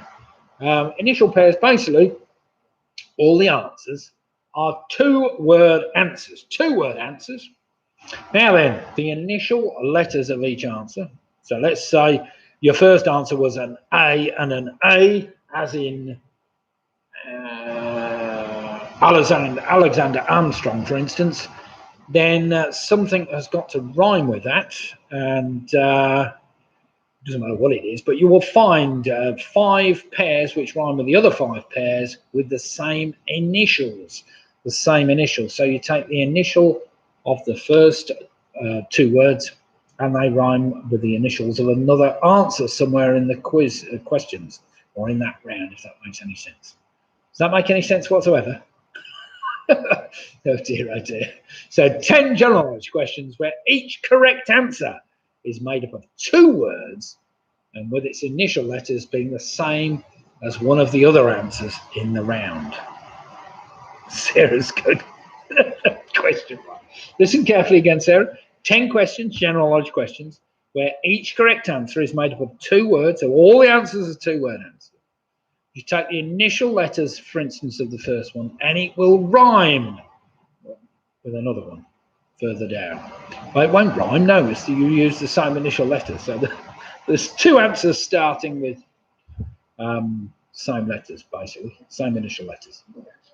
Yeah, right, okay, let's get on with it, and you get the hang of it as we go. I think you might do. We'll see. Okay, got it, nearly. Right, here we go then. Question number 1. What brand of coffee has a slogan, good to the last drop, and was named after a hotel in Nashville that was its first major company? It's a 2-word answer. Think of coffee companies. So which brand of coffee has a slogan, good to the last drop, and was named after a hotel in Nashville that was its first major customer? Karen.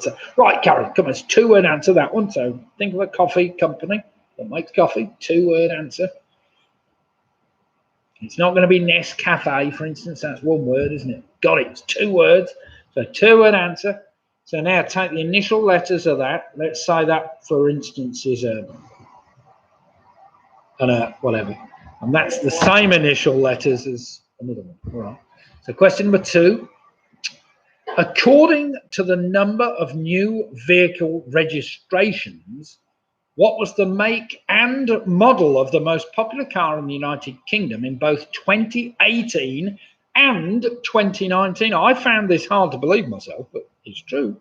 So according to the number of new vehicle registrations, what was the make and model of the most popular car in the United Kingdom in both 2018 and 2019? 2-word answer, of course. Think of a 2-word answer. So make and model, fairly straightforward.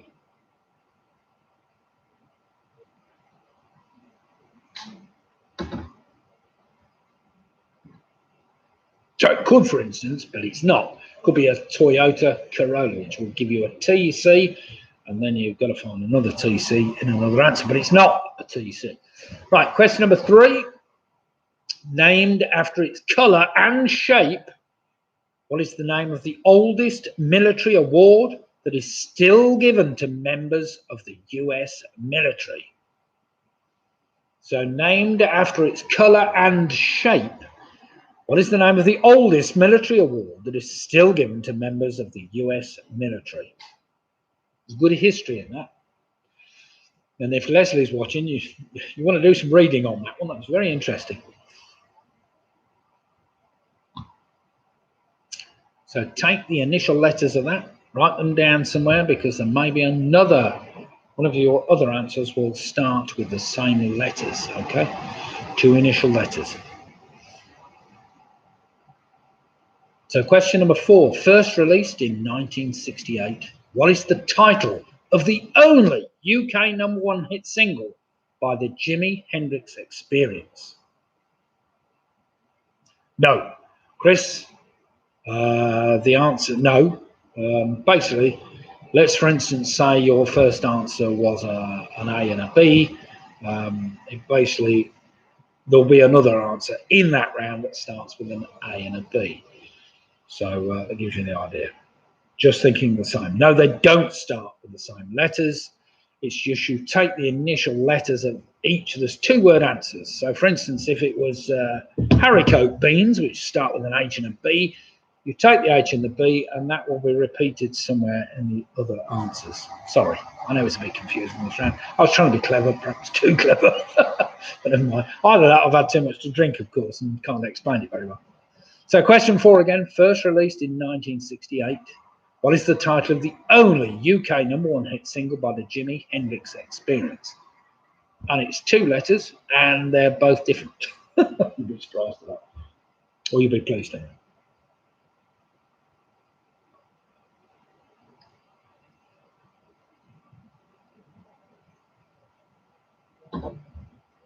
Now, there's no rhyming, sorry, that's my silly fault. It's all to do with initial letters. So question number 5 may help you, because the initial letters of this answer are the same as the initial letters of a previous answer. So question number 5, in a 1980 TV advert, what is the title of the book by J.R. Hartley that a man is searching for, eventually finding a copy with the help of yellow pages? It was very popular, this one.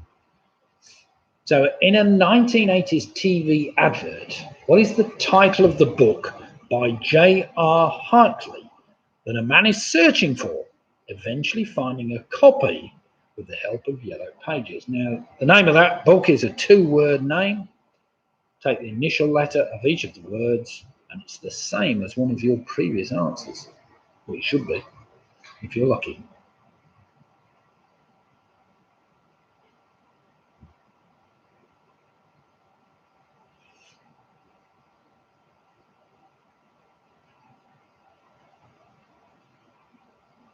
Question number 6, this will help you a little bit. What prestigious award of the British Honours System is awarded for valour in the presence of the enemy to members of the British Armed Forces? Two-word answer. So what prestigious award of the British Honours System is awarded for valour in the presence of the enemy to members of the British Armed Forces? Again, some very interesting reading on that.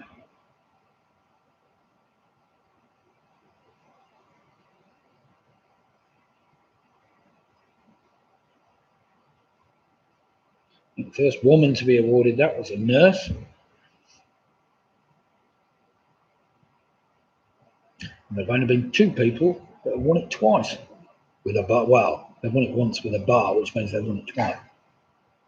Question number 7, listen carefully. As of December 2020, well, in fact, as of January 2020, because they haven't been sacked yet, 2021 even, which football manager has been in charge of more teams than any other in the history of the English Premier League, having managed 8 different clubs? Well, it's not Jose Mourinho, surely. Well, he probably is getting close to 8 as well.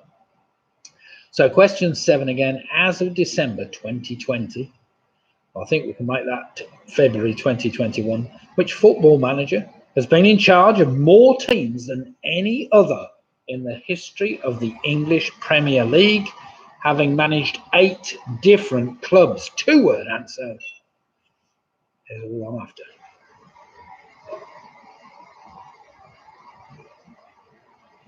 Right, so we've got the hang of this now.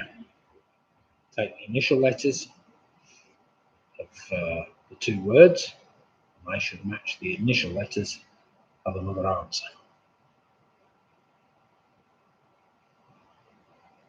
Question number 8. What was the stage name of the Dutch dancer Margarita, oh Christ, Gertrude MacLeod, who was convicted of being a spy for Germany during World War I and was executed by firing squad in France?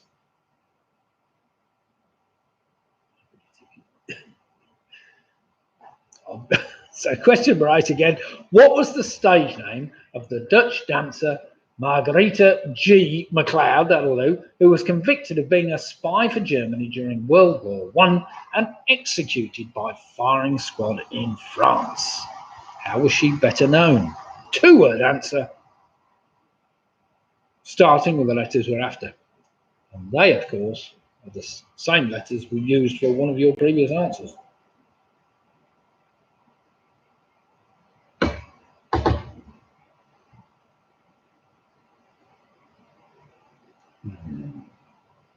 Question number 9, please.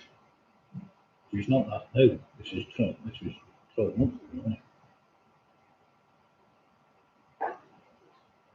Question number 9 may be a bit out of date because it's at least a year ago since this happened, but never mind.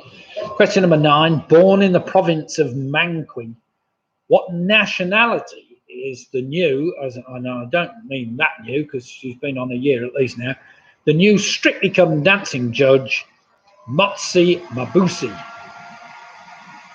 What's that? Yeah, that word new, actually, not that new now.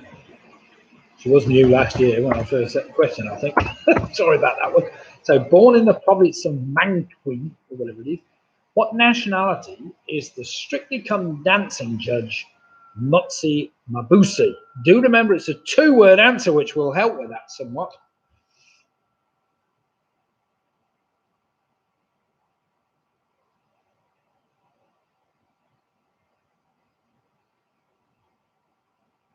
Ooh, dry sash on as well. Number 10 should be sorted.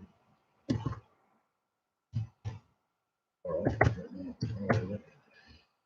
Question number 10. And finally, question number 10. Now aged 39 years old, who is a great-granddaughter of Conrad Hilton, the founder of Hilton Hotels?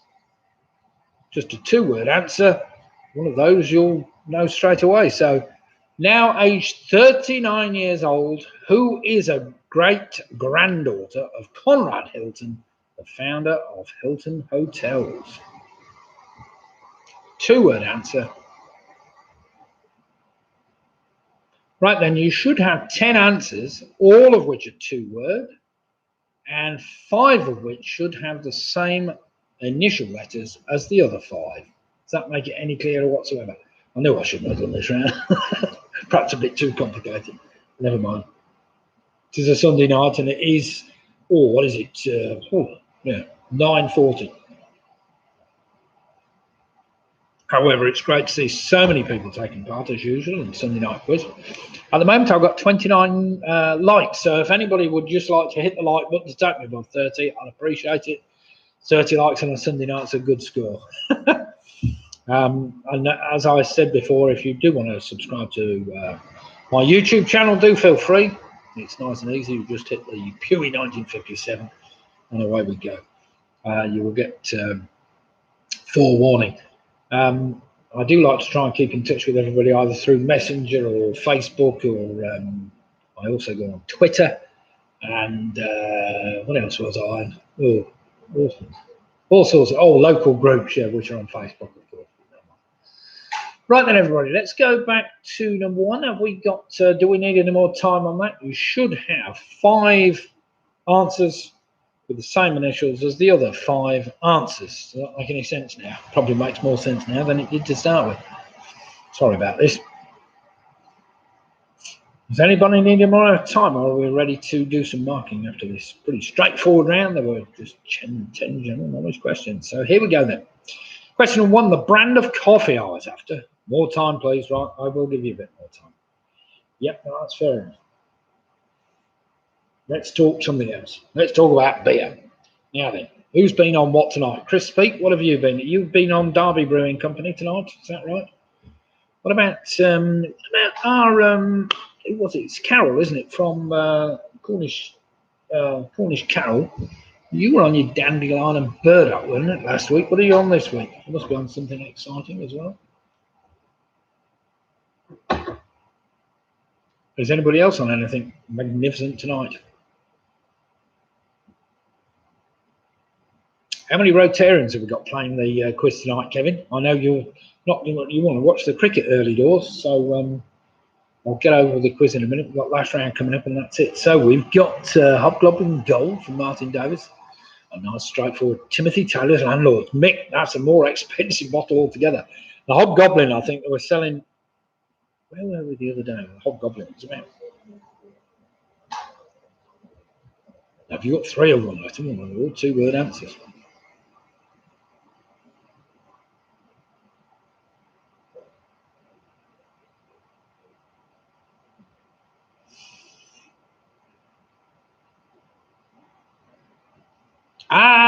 Don't tell her which one. No, you're all right. So we've got Mick Roberts on Timmy Taylor's. We've got Ian Miller's. He's on a bottle of claret. Andrew Lewis is on Ghost Ship. We've got Morgan Spice Rum and Coke. Carol's on tonight. Blackcurrant Squash. Blimey. James is on Old Thumper. Now, I do like Old Thumper. Who's on Guinness? Guinness, Beck's Blue, Hobgoblin Gold, Merlot. Very nice. Very sophisticated Merlot. Do you know Merlot is the French for blackbird, isn't it, apparently? Suntory Toki. What on earth is Suntory Toki? That sounds interesting. Plunged orange pale ale from Lidl. Yeah, that is nice. We like the plunged orange. Ghost Ship, that's good. A good picture frame maker. Any guys from rugby know a good picture frame maker? Ginger and lemon. Oldest one is Reinbacher. That's nice. Go from Bud to Jameson's with eyes. Oh, that's fair enough. Right then, everybody. Enough of our talking about beer and ale and drinks. Let's see whether we can just go through the answers to the previous round. This is round number 5, initial pairs. Whiskey from Japan, that's what it is. It sounded Japanese. Suntory, of course. And aren't they the second biggest or the biggest manufacturers of whiskey in the world, I think? Is it Japan or are they second biggest? I can't remember. It's one of the others. It's KK, I'm off to bed. Good evening. Good night, Kevin. Get your head down and make sure your alarm clock's set because it's an early start. And you know, me and Ange at this time of year should be in India. I mean, we've got a 5-year visa. And other than the fact we're locked down, this time last year we had just arrived in India, and we No, we're in Thailand, but we're on our way to India all the time. Henry Street. All right, here we go then. Initial pairs. We started off the brand of coffee I was after. Are we ready to do some marking, everybody? It was Maxwell House. That gave you an M and an H. Number 2, of course, was the Ford Fiesta, apparently the most popular car in Britain in both 2018 and 19. Number 3 was the Purple Heart. The Purple Heart, US military medal. Number 4, first released in '68, the title of the only UK #1 hit single by Jimi Hendrix was Voodoo Child. Voodoo Child. Number 5 was Fly Fishing by J.R. Hartley. Number 6 was the Victoria Cross, VC, Victoria Cross. Number 7, that man that's been in charge now of 8 Premier League clubs, I think it's West Bromwich Albion at the moment, is Sam Allardyce. Number 8 was Mata Hari, of course. Number 9, she was born in South Africa. And number 10, of course, was Paris Hilton, that great-granddaughter of Conrad Hilton. So you'll find if you take the initial letters, they do match with one of your previous answers. For instance, Mata Hari, Maxwell House. Purple Heart was Paris Hilton. Fly Fishing was Ford Fiesta. Voodoo Child, which of course Victoria Cross. South Africa was something else, which I can't find at the moment, but never mind. Oh, Sam Allardyce, of course. So well done if you got those. Right, let's have some scores in. The Rugby Rotary Club is straight off the mark. 52 points. That's a great score. And currently in the lead, we've got Chris Peake on 49 points, Carol Green's on 45. We've got the Penningtons on 43 points, Squeaky Bob's on 48, we've got Home Alone 6 on 47. Nick Roberts on 49, that's a great score. We got Georgie Lammerton, the Yorkies on 45.5. The Weak Links are on 49 points. Well played then. 40 Fox 86 on 39. Just gone off the screen. Oh, bother. 40 Fox 86 on 39. Pink and Perky on 48. Sarah said we changed 2 of the answers. We're right now, Rob. Never mind, treat them as right. That's the answer. 45.5 points for Sarah. The Teasers have moved on to 52 joint leaders there. Famous 5 on 50. We've got Dave Anderson on 45. The Giffords 51.5 point. Well played, Jane Graham. Keith Mitchell's on 48.5 points. Paula Lewis and the Quizzy Rascals are also on 52 joint leaders. Alex Brown 47.5. Ian Miller's on 45.5. The Ridgeways are on 50 points. Well played, the Ridgeways. Devin McCarthy on 44.5 points. PRS 51.5 points. We have Michelle Gibbons on 46. We've got Dylan on 41. We've got Mike Yates on 45. Spooning Fisher on 44. Penny Graham's on 35.5. Faye's on 39.5 points for the Booby Brothers girls. 40 points for who the fucking think. Whatever. Split the difference on 51, along with Don Quizzoto on 51 points and Pick a Mix on 48 points. There's some great scores in tonight, and it's a very close thing. So at the moment, we've got Split the Difference, Don Quizzoto on 51. We've got PRS 51.5. We've got the Ridgeways 50. We've got the Giffords 51.5. The Famous 5 are on 50. The Teaser on 52. We've got the Weak Links on 49. We've got Nick Roberts on 49. And we've got Chris Peake on 49. And the Rugby Rotary Club on 52 points. So it's all very close at the moment. So the Teasers, Rugby Rotary Club, the Quizzy Rascals all on 52 points. And then a number of teams on 51 and 51.5. Now, the last round, as always, there's 1 or 2 catch questions in there. So be a bit careful when you're answering them. Anybody that can get 10 here is clearly not taking things seriously, but we'll see. Right, 10 general knowledge questions. Eyes down looking. Let's see how we all fare with the general trivia round. Starting off, question number 1. First recovered in 1985 during the construction of a chemical facility. Which of the following is the real name of a dinosaur? I'll give you the choice. Is it a Rhepasaurus, a Gasosaurus, or a Trumposaurus?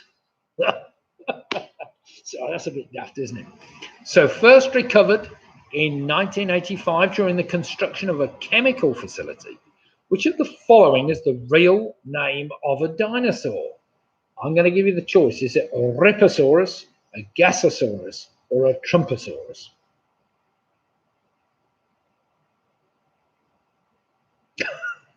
People are looking a bit blank at that one, but never mind, you may have heard it before. Good quizzers will know that, surely.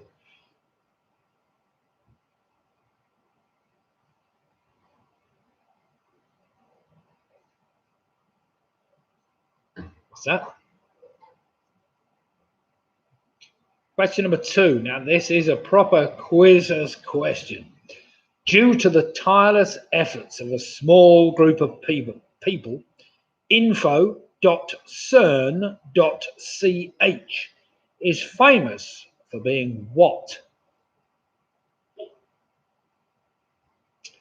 So question number 2 again. Due to the tireless efforts of a small group of people, info.cern.ch is famous for being what? Do you think thesaurus? I've heard of that one, Ian. Yeah, do you think thesaurus? Well, I'm not sure whether thesaurus or not. The bling equals dingosaurus. Wasn't it? Oh, due to some it's probably got the word Trump in it, that's why. Oh.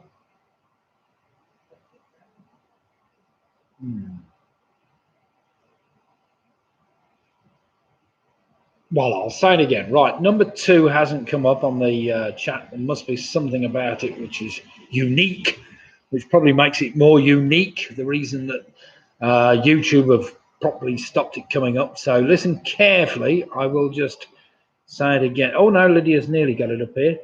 Right, due to tireless efforts of a small group of people, info.cern.ch is famous for being what? Possibly we were typing in a website address or something. Right.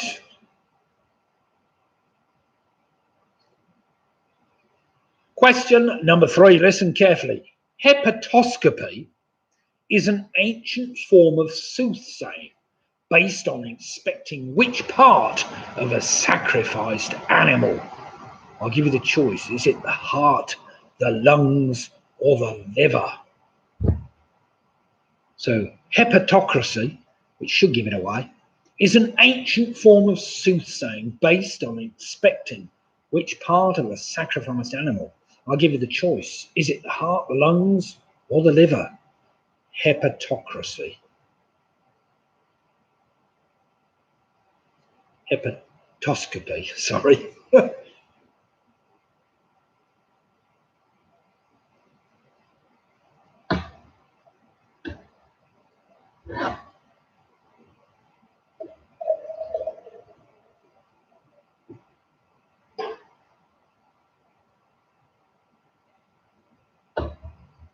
Right, question number 4.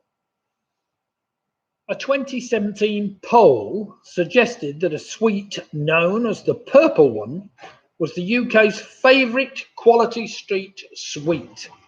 What type of nut features in this along with the milk chocolate and caramel? So a 2017 poll suggested that a sweet known as the purple one was the UK's favourite quality street sweet. What type of nut features in this along with a milk chocolate and caramel? And it is a very good sweet. It's one of my favourites, I have to say.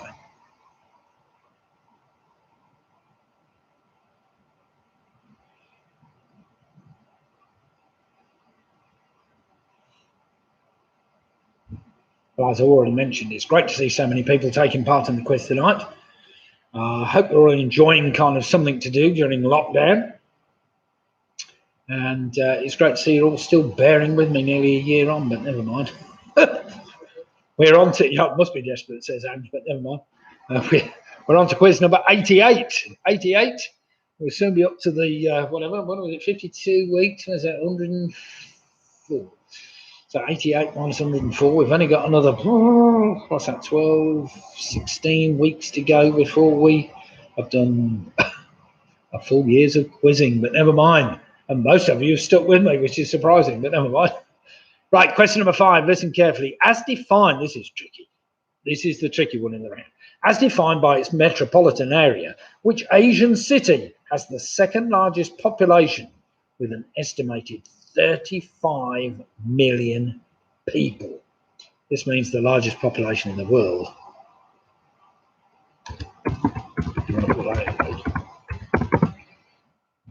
So as defined by its metropolitan area, which Asian city has the second largest population in the world with an estimated 35 million people? It's a big city by any standards.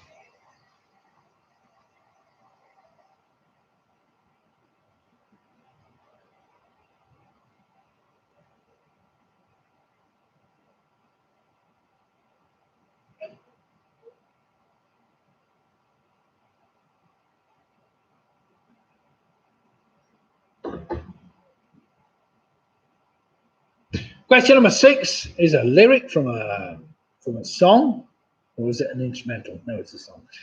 Question number 6. I was born in the wagon of a travelling show. My mama used to dance for the money they'd throw. Are the opening lines of which 1971 hit song by Cher? So question 6 again. I was born in the wagon of a travelling show. My mama used to dance for the money they'd throw. They're the opening lines of which 1971 hit song by Cher? I could sing it, but then I'd get shot by Robin. Thankfully, I'm too far away for him to hit me. Never mind.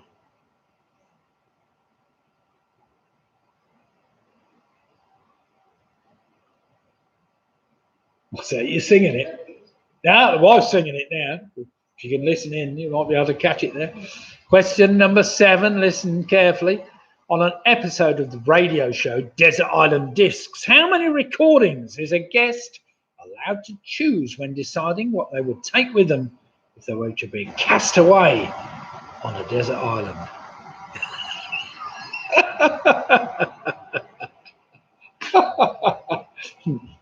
Is Matthew? But wait a minute. Matthew is asking me to sing it, but Robin's saying, not with my special high velocity sniper's rifle. Do remember to take in, Robin, that we've got triple glazing. So with triple glazing, refractive index, you got to allow for where the bullet might land, of course. Might miss me completely.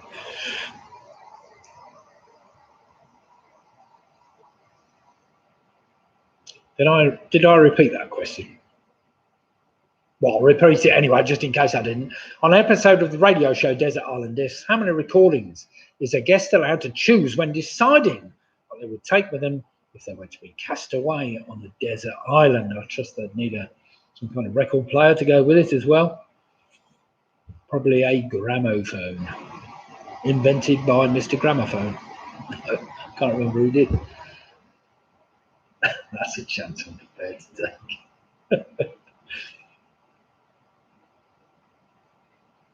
Oh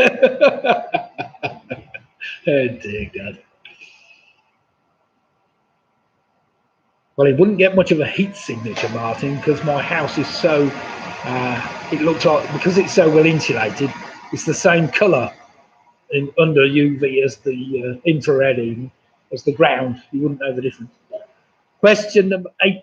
Now listen carefully to this one, including both directions, of course. How many lanes wide in total is the M61 motorway at the Linney Shore Moss interchange? Now, this, of course, does imply that there's a lot of them. So, including both directions, how many lanes wide in total is the M61 motorway at the Linney Shore Moss interchange? And I'm going to give you the choice. Is it 10 wide, 14 lanes wide, or 17 lanes wide?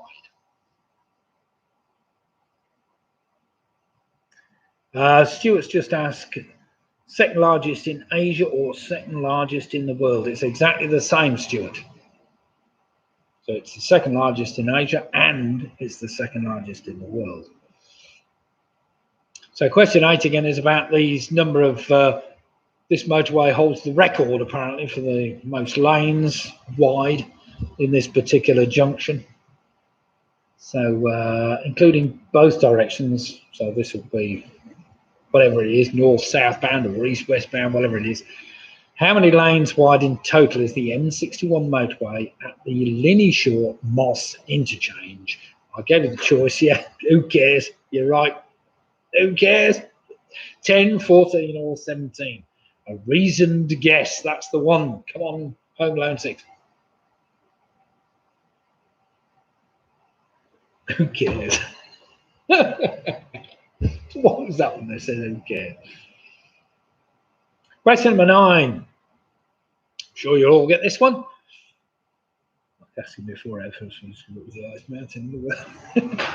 Right, question number 9. This is one you'll all get. The Nobel Peace Prize has been awarded since 1901 by a committee from which European country's parliament, apparently. So the Nobel Peace Prize has been awarded since 1901 by a committee from which European country's parliament.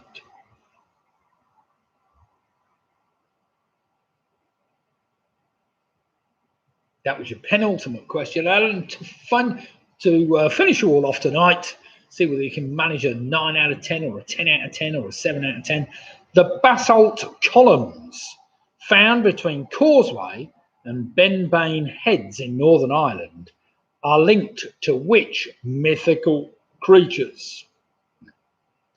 So the basalt columns found between Causeway and Benbane Heads in Northern Ireland are linked to which mythical creatures?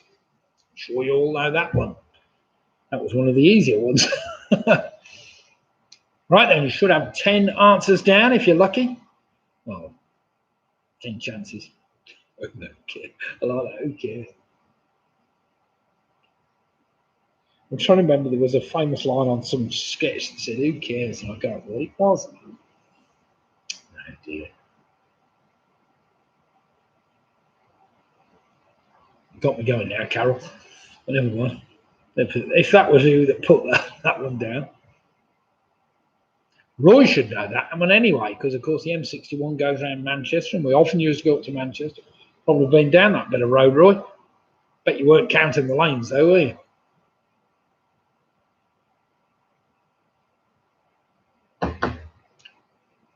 Okay, then, it's the kind of questions I suppose you can have a go at most of them or a guess at most of them, if not.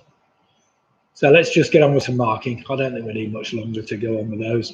So to put you out your misery and see who's possibly won or drawn at the top tonight. So let's see. First recovered in 1984 during the construction of a chemical facility. Well, it was a gas facility. Which of the following is the real name of the dinosaur?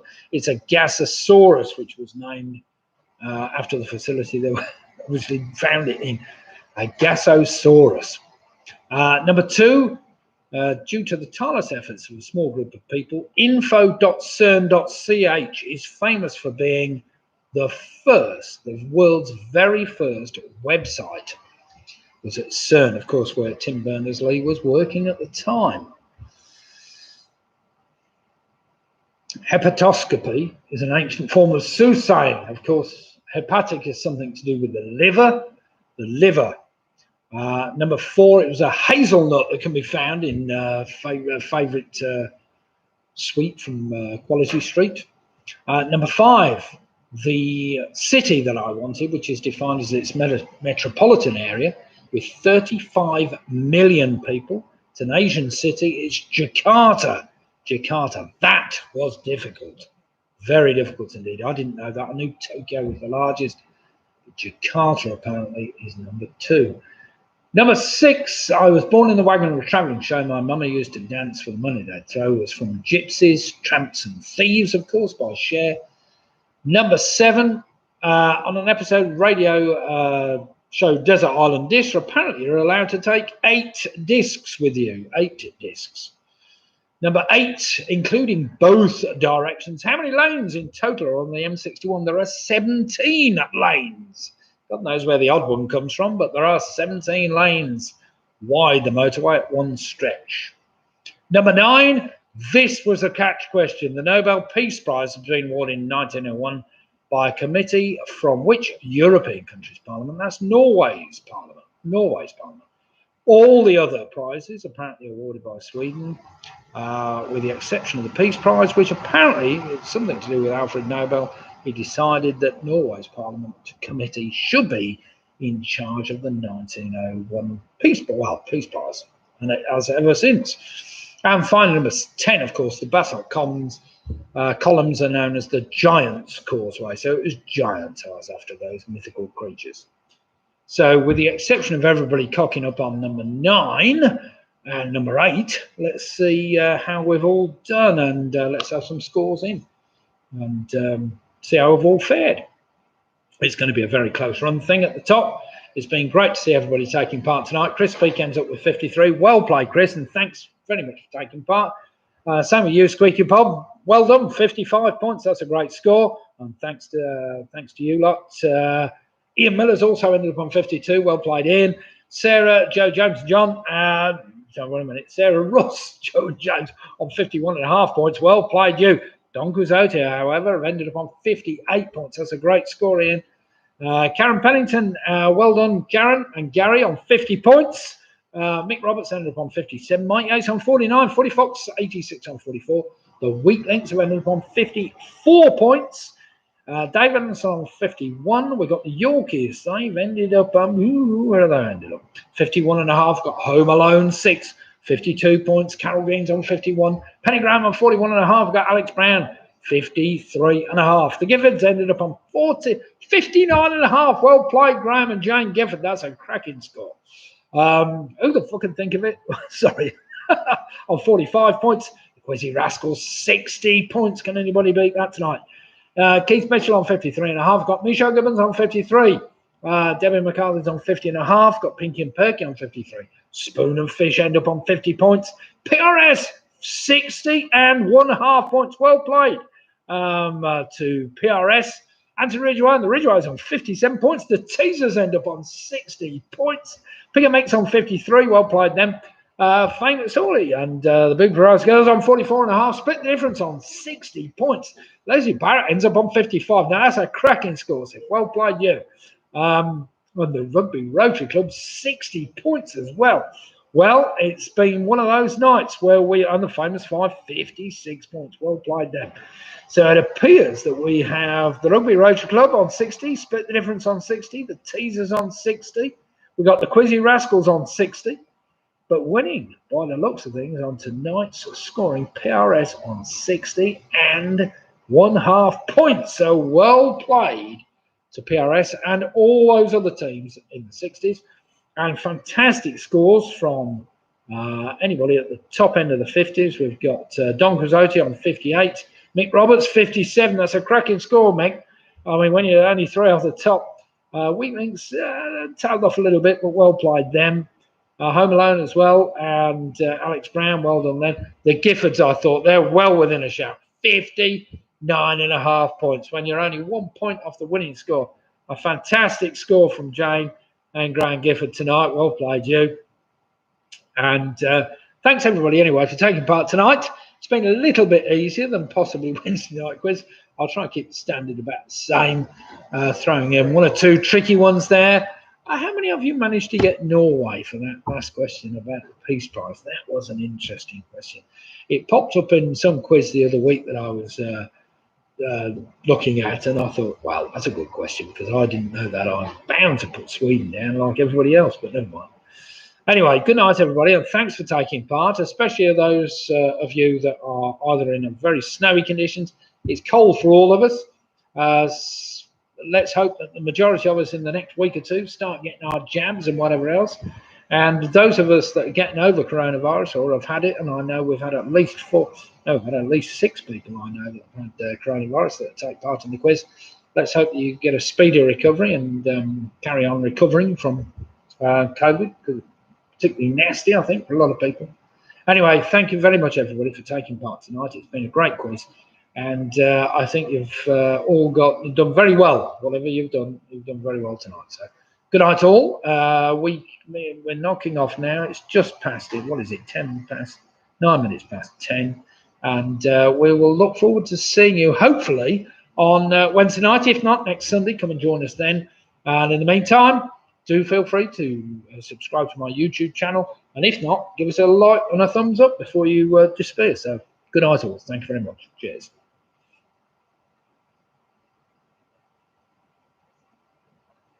Yeah, great to see.